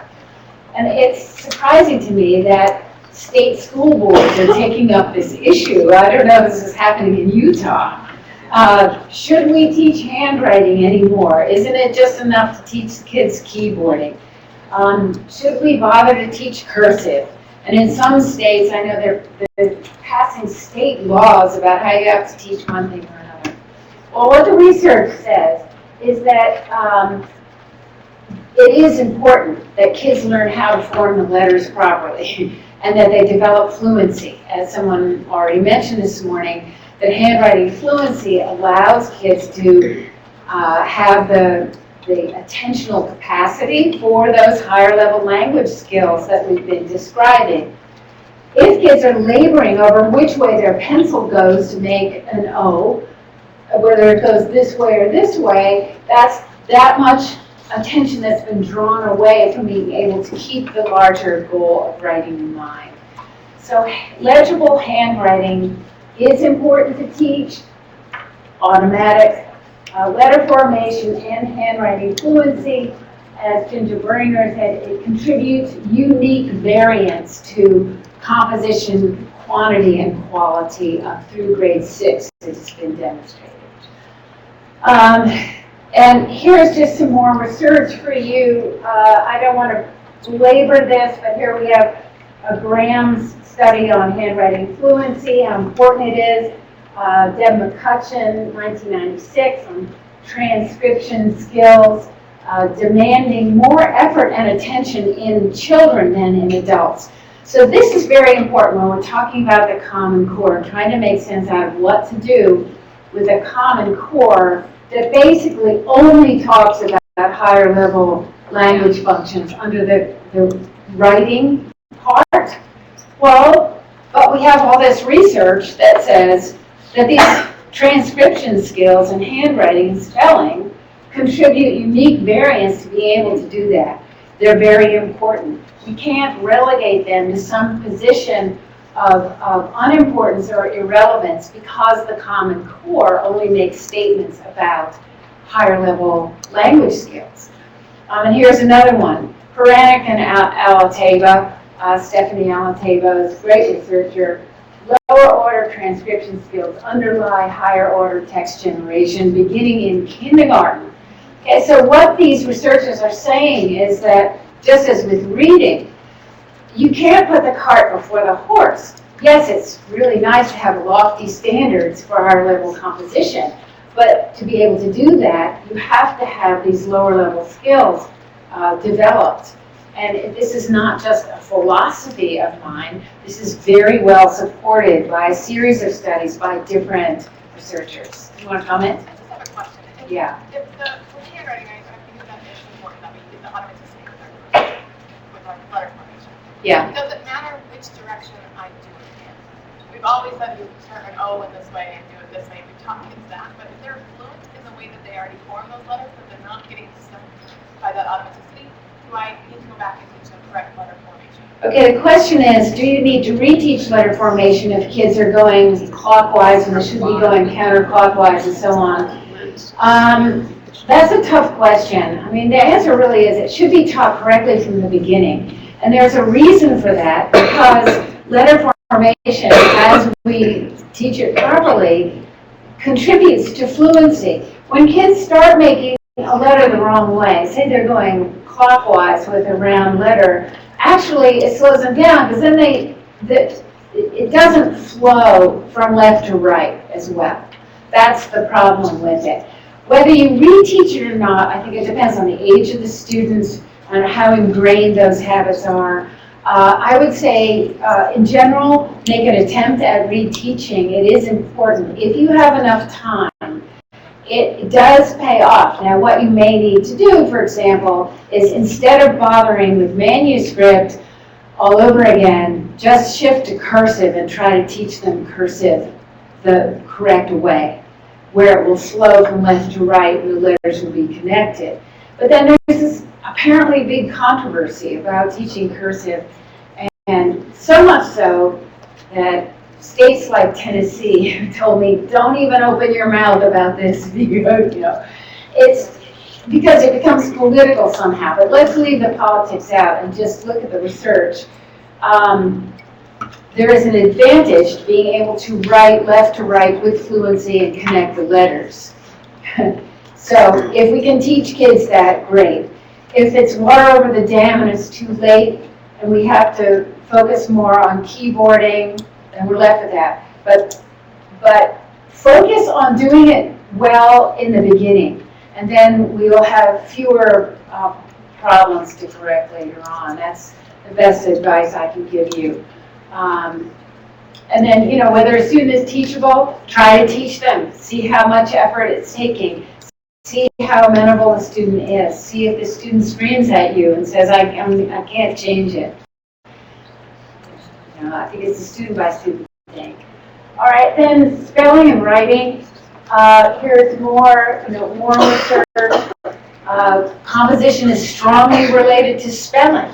So the student who can't spell is going to have trouble thinking about sentence formulation, word choice, goal and organization of the piece, etc. It undermines the whole process. And yet, what do we have now? We have writing, and we've thrown spelling out the window, or kids get, I see this all the time, lists of words to memorize that have to do with the topic that they're learning about that have nothing to do with the patterns in the language. And this afternoon we'll deal more with that, but yes. I was just going to mention, I'm hoping that most people know, but it is part of our Utah Core State Standards. We do have handwriting and we do have cursive. We do have handwriting and cursive in Utah, okay? And language standard 1. In language standard 1, thank you for telling me that, yes. Every single one of my students that have confusion with the letters D and B form them incorrectly. every single one of them without fail. Be deep confusion gets back to never having learned to form the group correctly. And so Okay. I feel like if they learn nothing else from handwriting from kindergarten on, if they at least learn from B and D correctly, that it affects their reading. Yes, and it affects their reading too, okay? So, you know, there are these trends, and I'm sure all your districts vary in how well and how handwriting is taught. And one thing I do know is that most of our teachers are never taught in their licensing programs how you actually teach handwriting. So they will have to learn it on the job from mentors, from good programs that you adopt, from watching videos of people teaching handwriting skillfully. And there are companies out there who specialize in this. And I'll get more into the nuts and bolts of it this afternoon. But what I want you to know is that the research is very clear about the necessity for teaching these underlying so-called lower level skills in the beginning, and that younger kids are not like older kids. So while the standards are written in a way that makes the younger kids sort of look like older kids because they're all about, the standards are all about these three genres of composition: informational text, narrative text, and argumentation. In fact, the issues with younger kids who are unskilled are different, and the priorities need to be considered carefully for whether the kids are building the skills that will enable them to do these more demanding things skillfully. Yes? I was just, what's been very eye-opening with the rigor of the Common Core, but also bringing in that developmental piece in kindergarten and first grade. Yes. That if they have that anchor of perhaps a sound spelling card on the wall, they tie whatever is taught within the scope and sequence phonetically, and then tying it to the orthographic symbol, it just makes sense to kids. Beautiful. That's exactly right, and that makes sense. And she mentioned sound spelling cards, teaching kids systematically sound symbol correspondences, and we'll get more into that this afternoon, but absolutely, and it makes a difference. And it's just like reading. Once the kids can read the words, you can expect them to be critical, close readers. If they're struggling with word recognition, that's very difficult. Okay, what about grammar? Grammar is controversial in the research literature and in the Graham and Perrin meta-analysis. There were some statements made that I took great issue with, and I told him about it. I said, look, you cannot tell people that traditional grammar instruction has no effect on writing unless you're critical of the studies that you're basing this statement on. And in fact, you cannot be a good writer without mastery of the tools of language, and that includes being able to talk about how words are used in a sentence. If I read, let's see, Stephen King has one of the best books about how to write. I don't know if anyone's ever seen it. Okay? Stephen King, I have never read any of his novels because I don't like the horror, creepy stuff. But he wrote a book about how to write, and I thought, well, this will look interesting. And the piece of advice he had was, take out all the adverbs. And I thought, that's great advice, and that has stuck with me. So if I want to make a sentence cleaner, I look for the adverbs and I do away with them. And I think, okay, can I say the same thing without the adverbs? But I couldn't do that unless I knew what an adverb was, right? And if you tell kids that their sentence is missing a head noun, subject noun, and they don't know what you're talking about, you might as well, talk to the wall. So you need this vocabulary of usage. Or, hey, your noun doesn't agree with your verb. This is the vocabulary of conventional language use that kids simply need to know. What Graham says is, we're not sure how best to teach grammar to kids in a way that does transfer into better writing, and that's a very different thing from saying it doesn't have any effect. And it turns out that the studies he was basing that statement on were 4 studies in which all that was taught was grammar, and there wasn't any writing instruction. So there wasn't any transfer to writing. Well, duh, you know, okay, I can see that. But if you just teach composition and you don't have any systematic instruction in grammar, then how do kids learn it?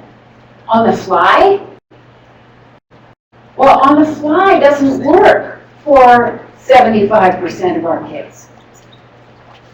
You can see where I'm at with this. Okay. And then intervention studies. These are studies where methods are actually compared, where we can actually ask which approach to teaching gets a better result with what kind of kids at what point in reading development. So here's more stuff from Graham and others. Improving handwriting automaticity and spelling improves text generation and composition quality. If students improve their foundational writing skills, word recognition, vocabulary, reading fluency, and comprehension also improve. There's a great book by Gary Troya on how to teach struggling writers, and it's an edited volume with chapters by lots of people. I highly recommend it if you follow the research. But he says very clearly, you've got to have a component where you teach the foundational skills and then a component where you teach composition. You've got to have those together, and the research is very strong. So, and there's an interdependency here. I'm kind of beating a dead horse here, but this is just a summary of what all these different researchers say who are scientifically oriented. There's a big division in our field between people who I would say are philosophically oriented, who, you know, in my heart I know this to be true because I do it this way and it worked, versus here is an objective analysis of studies that were done and published in journals with peer review that compare one thing to another. So the science says one thing, okay, and then our practices are often something else. So we've got to teach all this basic stuff directly and systematically, not on the fly, not just on the fly, but we've got to connect those skills to written composition. We need to, in the beginning especially, divide time between higher level and lower level, and conversely, even if we're teaching kids how to form letters and spell, we don't want to leave the composition piece until later, because even at the kindergarten level, kids can replicate composition through oral language, through shared writing, through dictation, and they don't have to be able to write all the words themselves. But they can get the idea of story structure. They can get the idea of putting a paragraph together. They can certainly work at sentence formulation. Okay, so Common Core. You all seem to be very familiar with the Common Core, which most people are at this point. And so you know that under writing, we have standards for narrative writing, for informational writing, and by about 5th grade, these informational writing standards start to be distinguished by different kinds of text structures within informational writing. And then we have argument or opinion, and the term opinion is used for the younger kids, and the term argumentation is used from, 4th or 5th grade.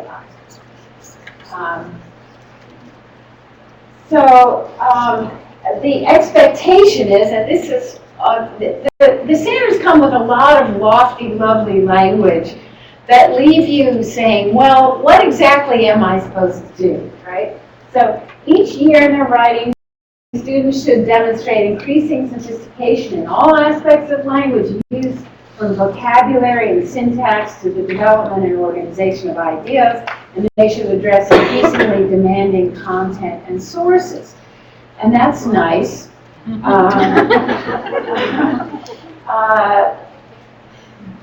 But what is implied by that is that there is a developmental progression that the kids have to go through. There's so little that's said in the standards about students, and so much that's said about these idealized levels of achievement. But we're left asking, what do students really have to go through to increase their level of sophistication of writing? And how long is it going to take? And how much instructional time should we really be spending on one thing rather than another? And at what point do they kind of make a transition to being a writer from being kids who are accumulating the foundational skills for writing? And I threw in, just in case you didn't have the standards in front of you, I threw in some slides here on how the standards are phrased so that we can remind ourselves, and I don't want to read all these aloud, but in grade 3, for example, opinion pieces on topics and texts that support a point of view with reasons. Well, that is predicated on being able to actually transcribe with fluency, right? And to also have the language abilities developed to be able to understand how to express a point of view and to understand the difference between fact and fiction, between opinion and fact. So there are a lot of assumptions here about the basic skills that go into this. We have to ask, okay, how are kids going to get there? How are they going to develop all this? Using linking words and phrases. Okay, but which ones at which grade levels? Do we have any literature on where kids begin to learn linking words, and which linking words are really difficult for kids who have language weaknesses? And in fact, we do have information about that, but it's not embedded in the standards. And okay, so this is very demanding for third graders. Very demanding for third graders. Informational and expository or explanatory texts, and here's more, use linking words and phrases, for example. But is that the whole list? Is there a list somewhere? What are you supposed to do? The language arts standards are much less specific than the math standards. People tell me this who are math teachers, that the math standards are great because they really do direct you toward what to teach when. And they're much more specific and detailed, whereas this gives you a kind of a broad outline and a lofty vision, but it doesn't give you a pathway for getting there. And then writing narratives to develop real or imagined experiences or events using effective technique. Third grade, effective technique. Okay, descriptive details and event sequences, using dialogue, using temporal words and phrases, providing a sense of closure, and so on. And then the production and distribution of writing. This last one, with guidance and support from adults, use technology to produce and publish writing, using keyboarding skills as well as to interact and collaborate with others. So this brings up the issue, of course, of when to start teaching keyboarding, how to make sure kids are proficient enough. But I don't know very many third graders who actually can sit there and type with a degree of fluency. So again, what does the research say about typing as a way of composing? And Ginger Berninger again has pointed out that if kids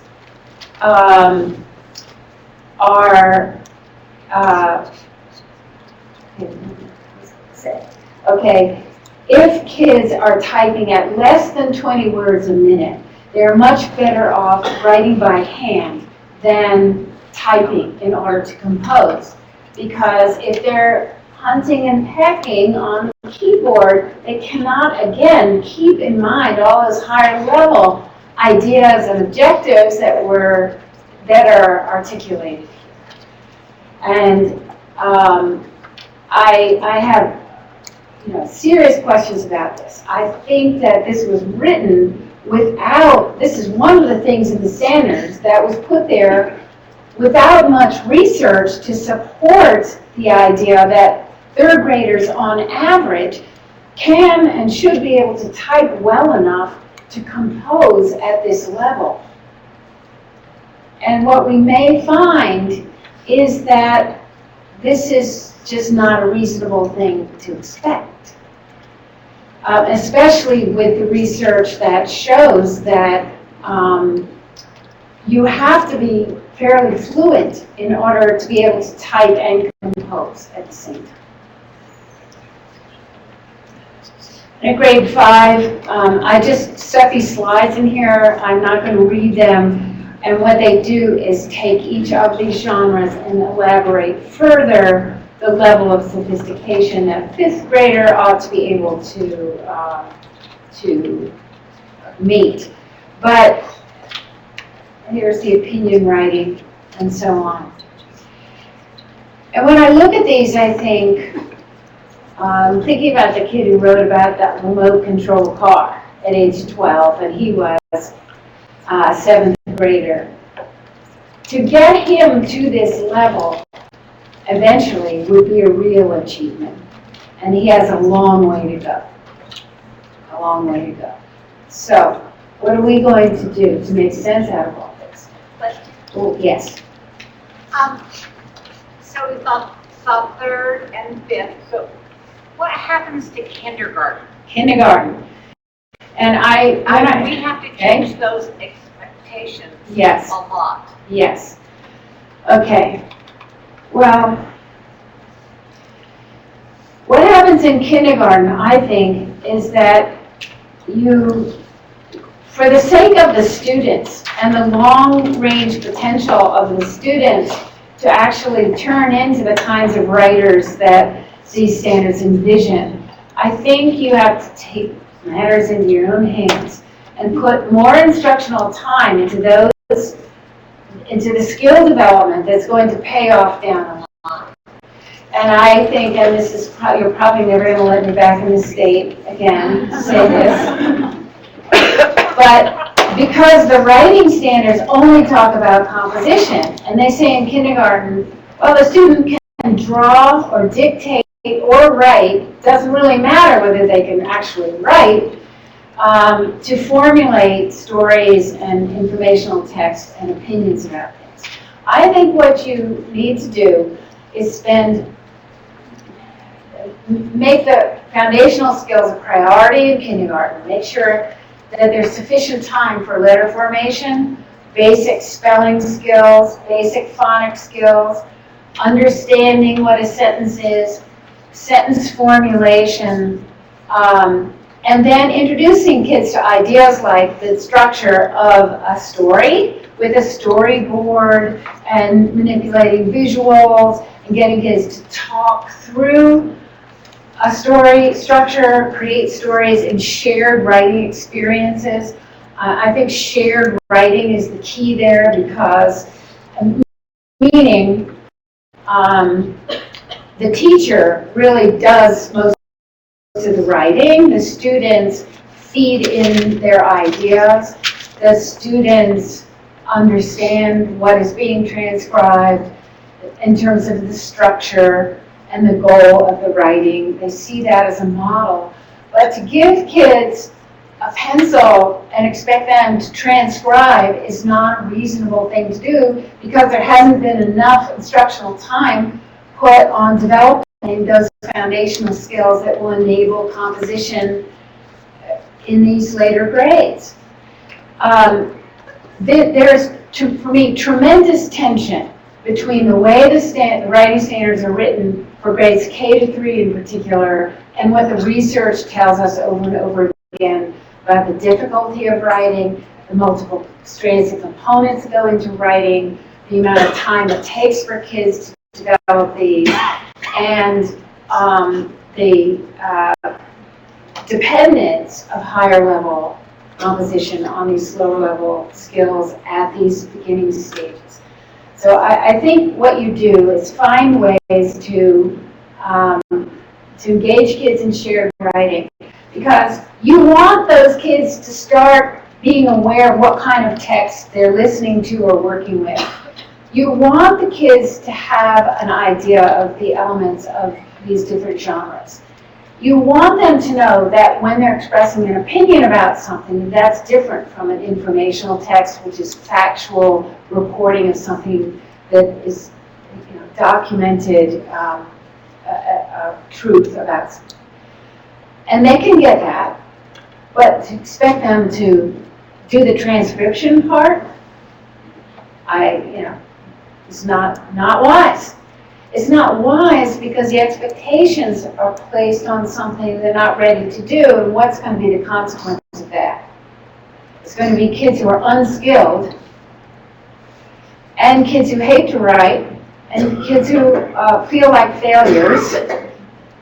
And that's the last thing we want to do as educators. So I think at times, we just have to use our professional judgment and do things in a way that's consistent with research.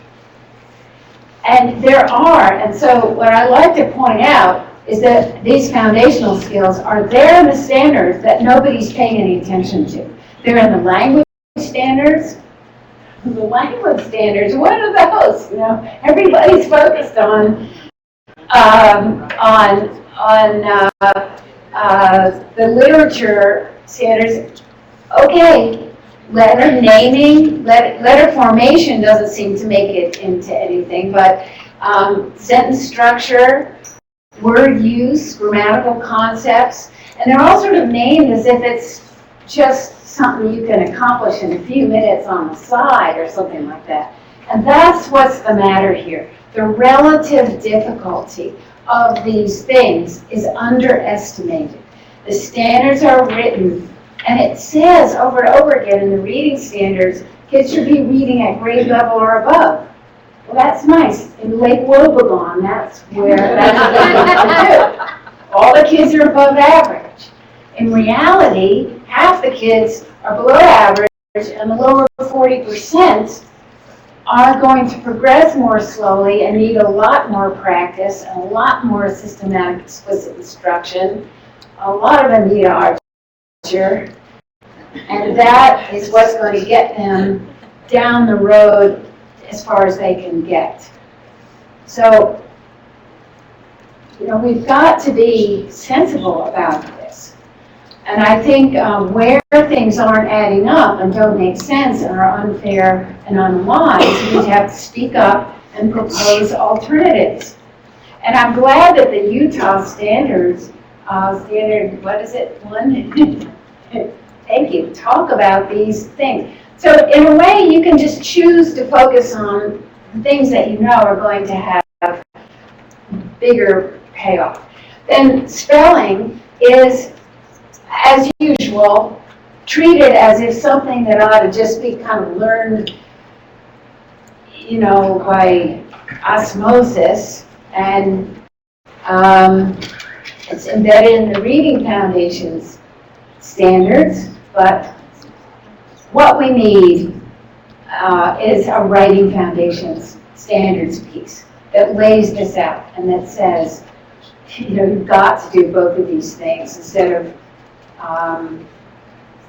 the way it's written now. I tried my best. I was on the committee. I submitted to them a whole draft of what would go into Writing Foundation standards, and I was outvoted by other individuals. Okay, so, and look at, for grade 1, in the language standards, demonstrate command of the conventions of standard English grammar and usage. Okay, standard English grammar and usage in grade 1, and then there's this nice long list. Well, My experience has been that for most kids who are in the average to low average range, to actually master everything that's on this list for grade 1 is a rather extended process of reteaching, reviewing, corrective feedback, practice, and then application that goes way beyond grade 1. We have lots of kids who are older who don't use the right pronoun, who don't use the right connect, and on and on. So the standards are, and then here's, they're just going to use correct capitalization, punctuation, and spelling, and then there's kind of a list and supplement about different things that come in at different grade levels, and punctuating dialogue should be mastered by grade 3, and so on. The problem is that most, at least half the kids, and the data are telling us 3/4 of the kids need a lot more practice than that for a longer period of time to get those things. And the standards are lofty and unrealistic for a large population of kids. So what are you going to do? Are you going to teach the standard, or are you going to teach the kids? Thank you. That's really our responsibility.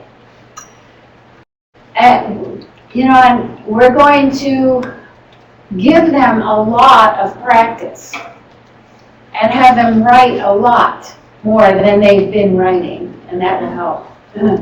Okay. Louisa? Yes. Before you move on, you said that your proposed ideas that you wrote out for the standards that were in a way ignored. Yeah. Well, how possible would it be for educators to get a hold of your ideas and I'll send them maybe to what you. was left out? Maybe it would be nice if we could look at those. I'd be Just very tuck happy. them where we can find them when Yes. we go to do these things you're proposing. Well, I hope you will. Marilyn Adamson and I did this nice draft and laid it all out. I'll send it to Suraj. He can send it to all of you or post it wherever. And just know that it's unofficial, that it's a document that I hope will be helpful to you as practitioners when you're thinking, how am I going to spend my instructional time or divide my instructional time? What's the justification for that? So we hope that you'll have something to go on in deciding what goals to emphasize.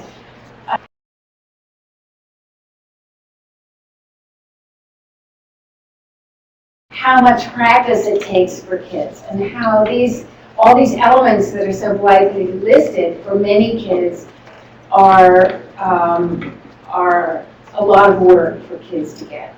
Okay, but we also have enormous variation in our student population. So here's a kindergartner, and getting back to kindergarten, why I love this writing example is that this is a kindergarten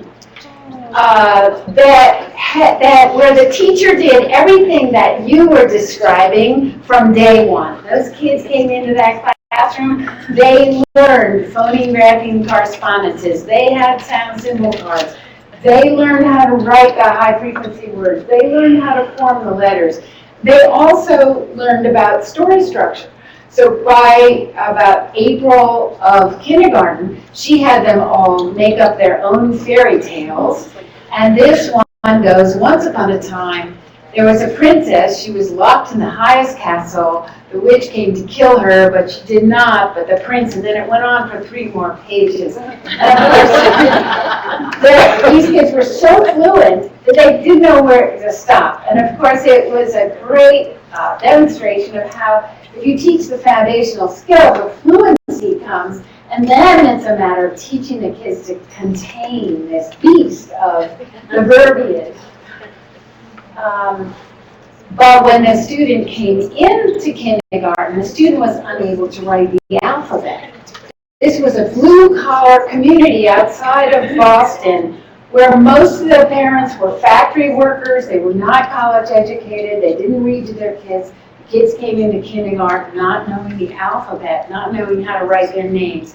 And this is, I have a whole book of these kindergarten compositions from this classroom. So the kids are very teachable at that point. If we can get every kindergarten teacher to teach in this way, we'd be quite ahead of the game. So this student had, great phonemic awareness. It was taught explicitly. She remembered the sight words. She spelled some of the. She didn't understand complex morphology yet, but she's just in kindergarten, and she writes a lot of words. Now here's the contrast. This is a first grade classroom where the emphasis is on creativity rather than skill development. So the cute little writing task is there's an elephant, and the title is the elephant, and there's a word bank down here with wrinkled, what does that say? Huge, Africa, heavy, floppy, India, tusks, rough, and jungle, which are not your everyday first grade spelling words. And the student is to create a composition, just drawing on this word bank. And in this particular classroom, there was not a systematic spelling program or handwriting program, and you see the result. So this student wrote once, what was a, and then start again, there was an elephant. He lived in the savannah. He didn't have any friends, and he went to a circus, and they made him get friends. So, I mean, the student had something to say, but again, without handwriting, spelling, sentence formation, even the cute elephant outline is not going to help, or the word bank.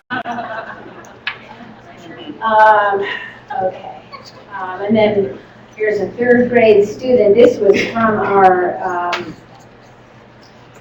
our writing study in DC, where we found that not only were the teachers only spending 2% of the instructional time on teaching writing, but also when we analyzed all the kids' writing samples, we found just tremendous weaknesses in language, expressive language, word choice, sentence formulation, organization of ideas, linking sentences together. And this student also has some real what we call dysphonetic spelling.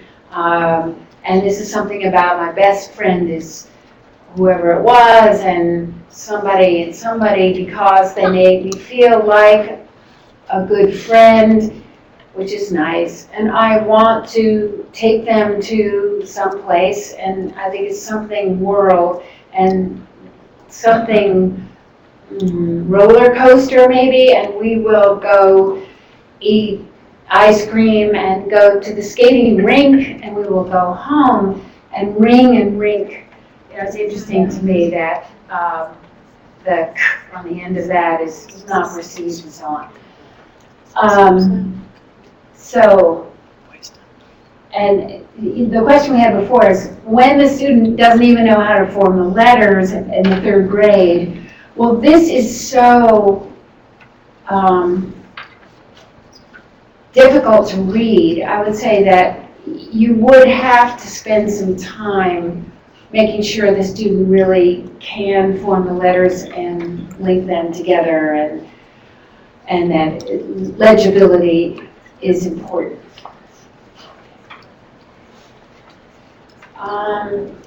Here's an 11-year-old. Now, what we do is just making this case every way I can. Okay, this 11-year-old, we asked him to write the alphabet because we've learned that a lot of kids actually get that far without knowing the alphabet. So you can see A, B, C, D, E, F. Well, gee, I'm not sure what that is. I'll just leave it blank. H, I, J, K, L, M, N, O, P. Not sure about Q either. G and Q, okay, R, S, T. U, not sure what U is. Well, V, W, X, Y, and Z. It's very interesting that this child is not sure of the alphabet letters. And just think in terms of the cognitive juggling act if you're not sure what letter it is that you're putting in the word, how can you think about your audience? Okay, so he writes, my ideal house would be a regular house with regular stuff in it. And notice, so he chooses, even though he's a supposedly learned person, he chooses to print. Like 4 bedrooms, a garage, a dining room, an indoor pool, and a finished off basement, and a screened-in deck. He's grandiose. Sounds like Sun Valley. Oh dear. You notice, okay, so where would you start with this student? It's like, oh, okay. I would start at the alphabet. Alphabet? Sound, letter association. Sound, letter association. Phonemic awareness. Phonemic awareness. Wow. How about a sentence? How about writing sentences? Yes? And our SLP in the group, to build skill with a student like this, there's tremendous payoff for weeks of practice writing sentences. Paragraphs are too much. He has no clue. He's just writing words down. There's no sentence formation going on in his mind. He's not thinking, this is the beginning of a sentence, this is the ending of a sentence, this is a certain kind of a sentence. A sentence needs to have a subject and a predicate. A sentence may have a clause in it. I can link sentences with words other than and. And there are some very good programs for teaching sentence writing development that this student would benefit from. Great. Such as. All right. One of my favorites is Judith Hochman's book called Teaching Basic Writing Skills. Hochman. Judith Hochman was the founder of the Windward School program in Westchester County, New York. And I visited the school and was tremendously impressed with what these kids could do who have learning disabilities. They learn to write, but they write every day, they practice, and they are taught how to do everything explicitly, and they accumulate skill over time. So they start out with a lot of emphasis on sentence writing, what the two parts of the sentence are, how you combine sentences, simple sentences into a compound or complex sentence. It's not left up to chance. They give practice with each of the connecting words. They know that words like although are far more difficult for kids to use than words like but, which are earlier in development. And Judith Hochman, says that writing is much more of a discipline than it is an art, especially for these kids.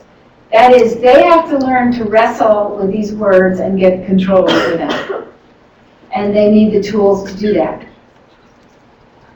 So it's like teaching music to someone who doesn't have an ear for it. You have to go slowly. You have to explain how everything works. You have to do little drills. You have to work in small steps.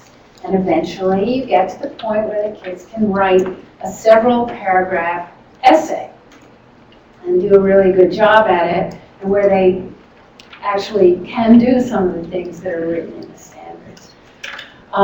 Here is a 16-year-old student. I love this one. Just want you to get the picture of the entire spectrum here. This is through high school.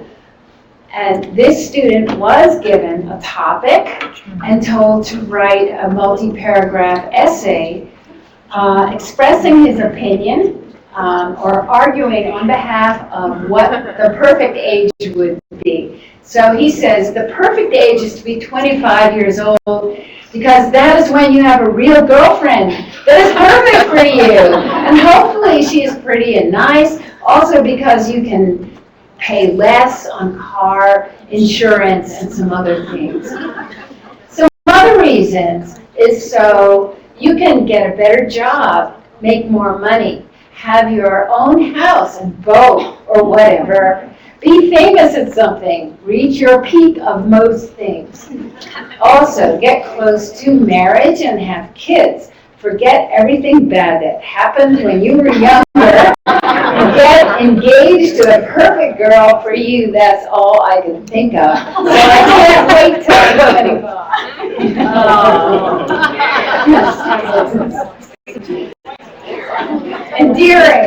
Endearing. But also an example of,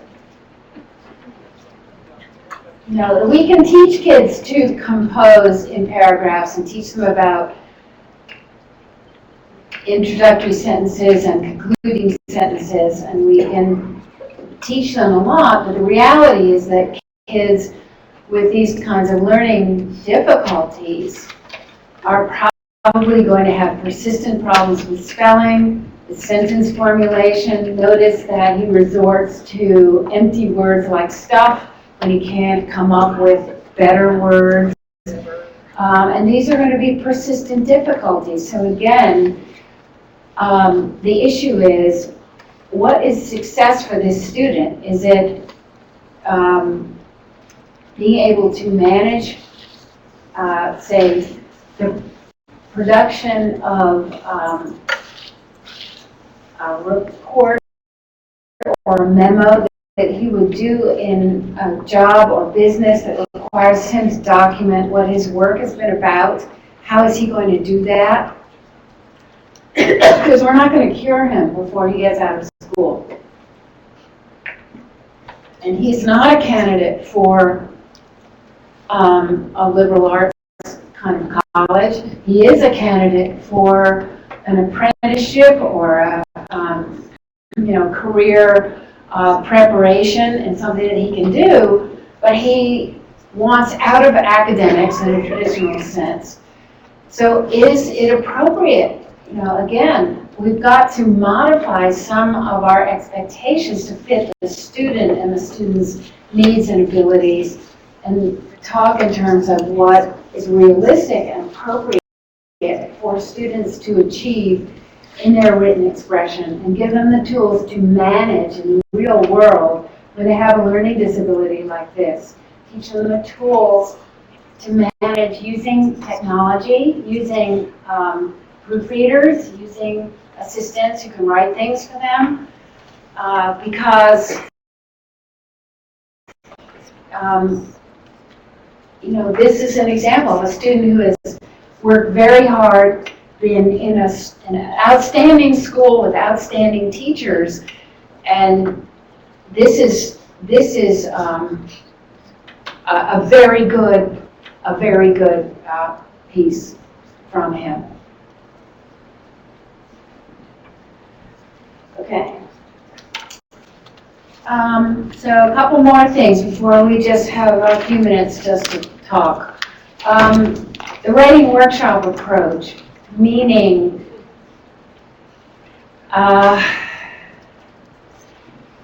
and this has been very popular in the United States for quite a while, and the way it's been interpreted is the emphasis is on the student kind of choosing the topic they want to write about. The emphasis is on the student's expression of their ideas, beliefs, feelings, experiences. The emphasis is on composition and a kind of incidental treatment of basic skills that support writing. Well, where's the research?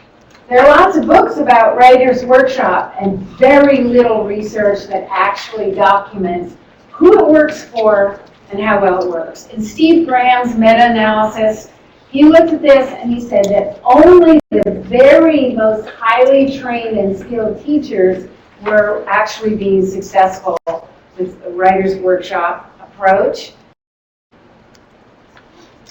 And there's an actual experiment by Gary Troya where he compared methodologies and found limited to no effects for writer's workshop with intermediate students in terms of quality of composition. So again, we have to ask, where's the research? What is it showing us? Where do we hang our hat?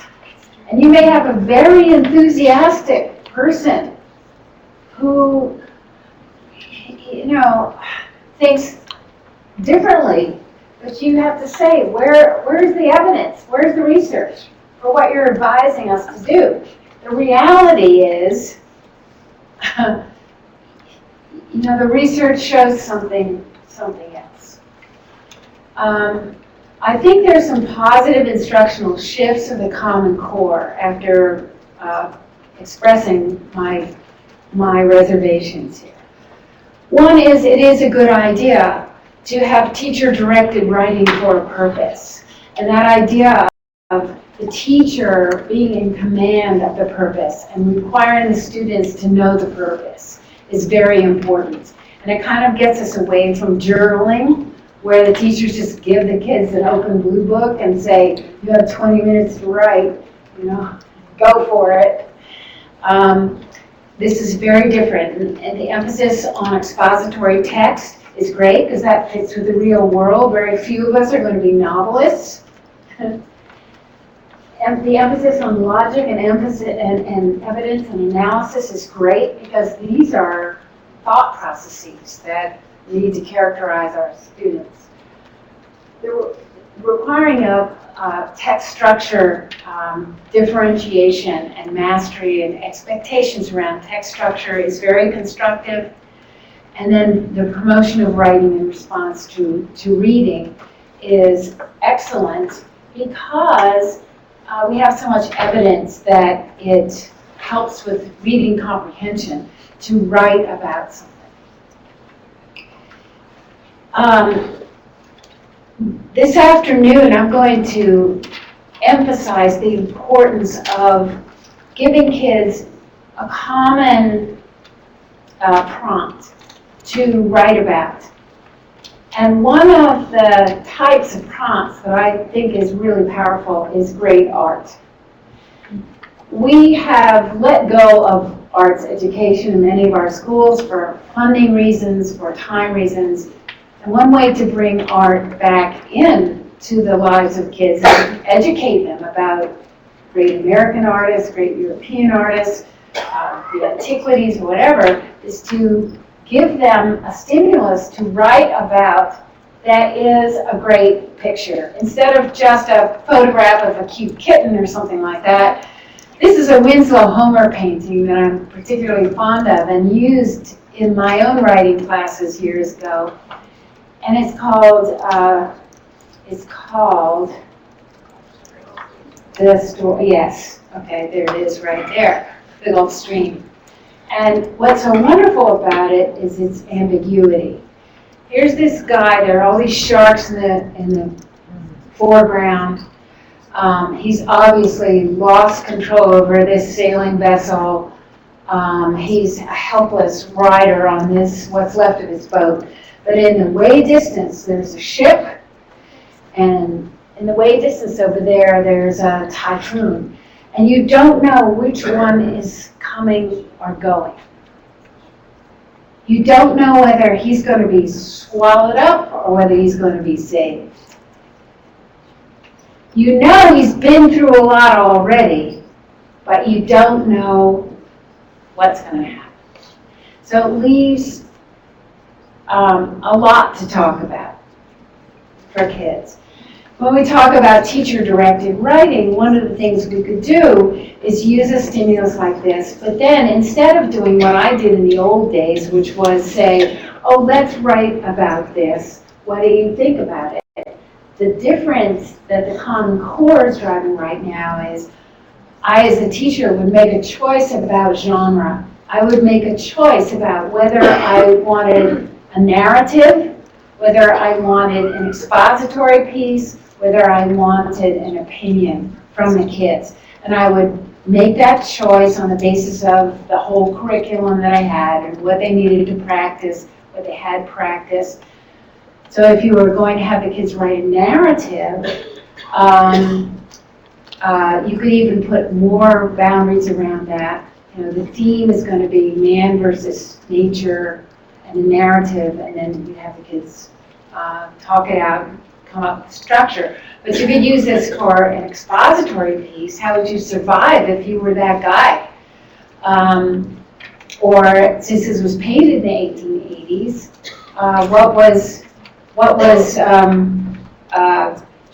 what's different about seafaring now from what it was then?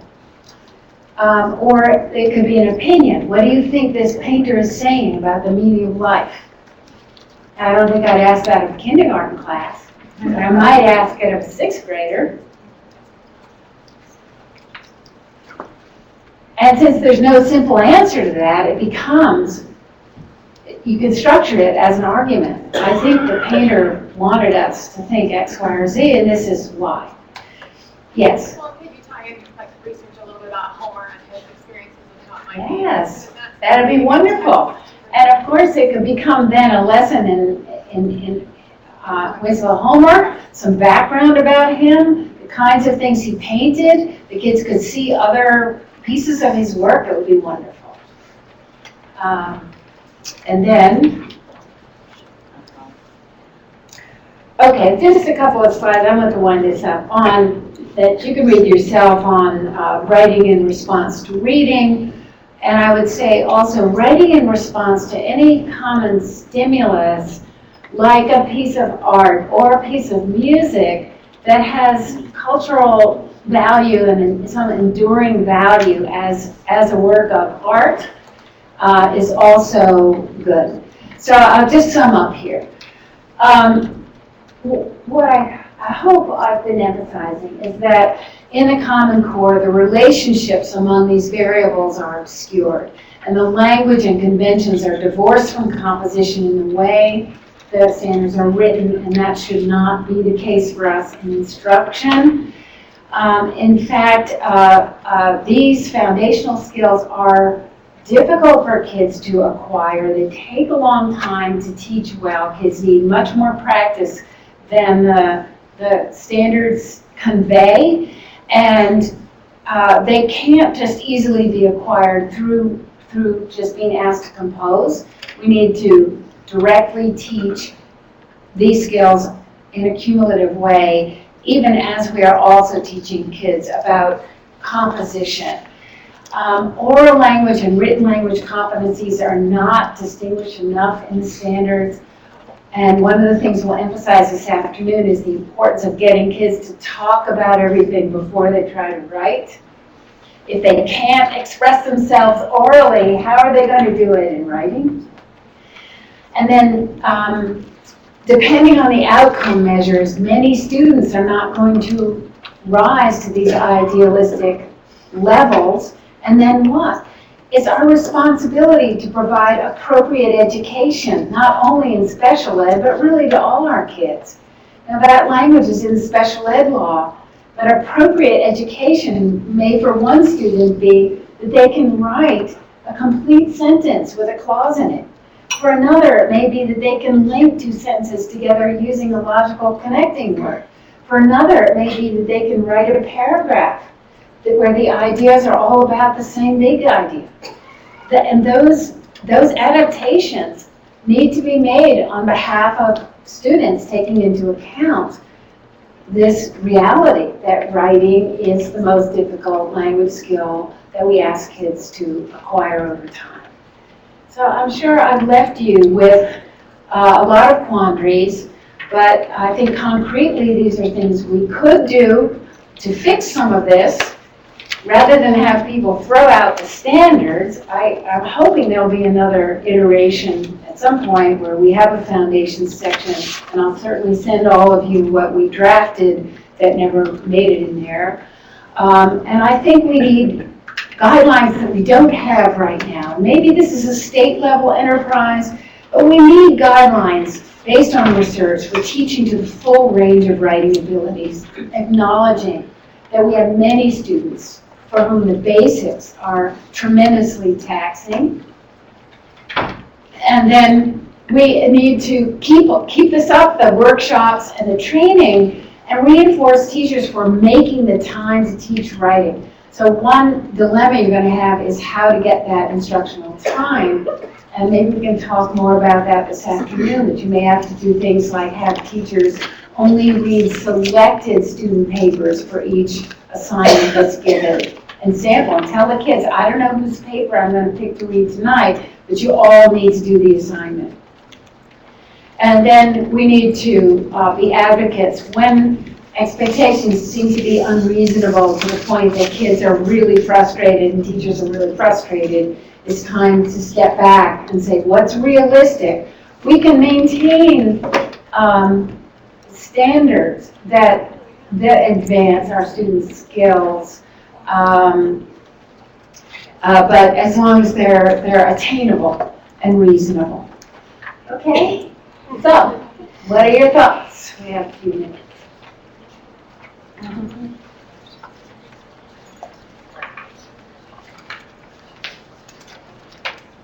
Well, we are going to come back this afternoon, so maybe you want to just digest this and think about it.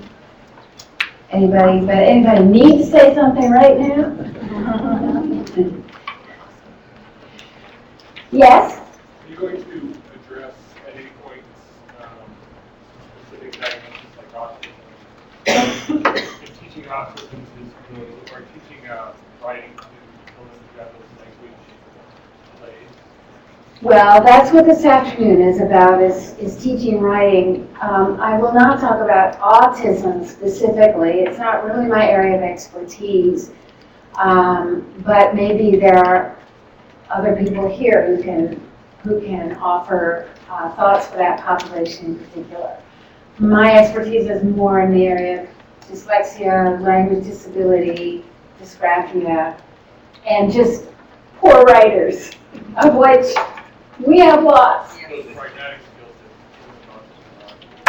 Yeah. Oh, well, okay, well, let's see what we can come up with this afternoon. That will be a challenge. Okay, thank you, and have a good lunch, and we come back at 12:30? Yeah, thank you so much.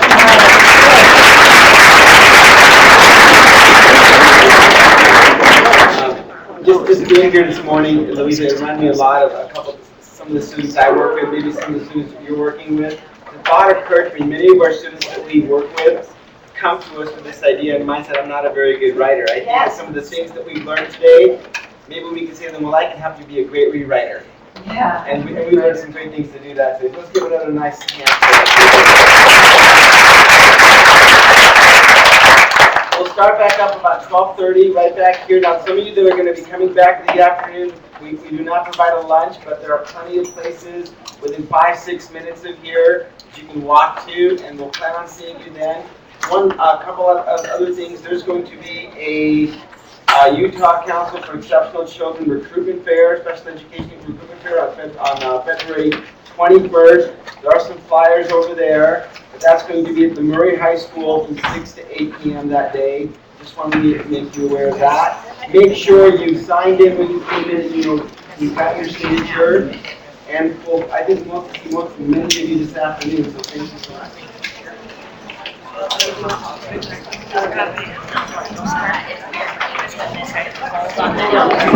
taking your car out? I don't know.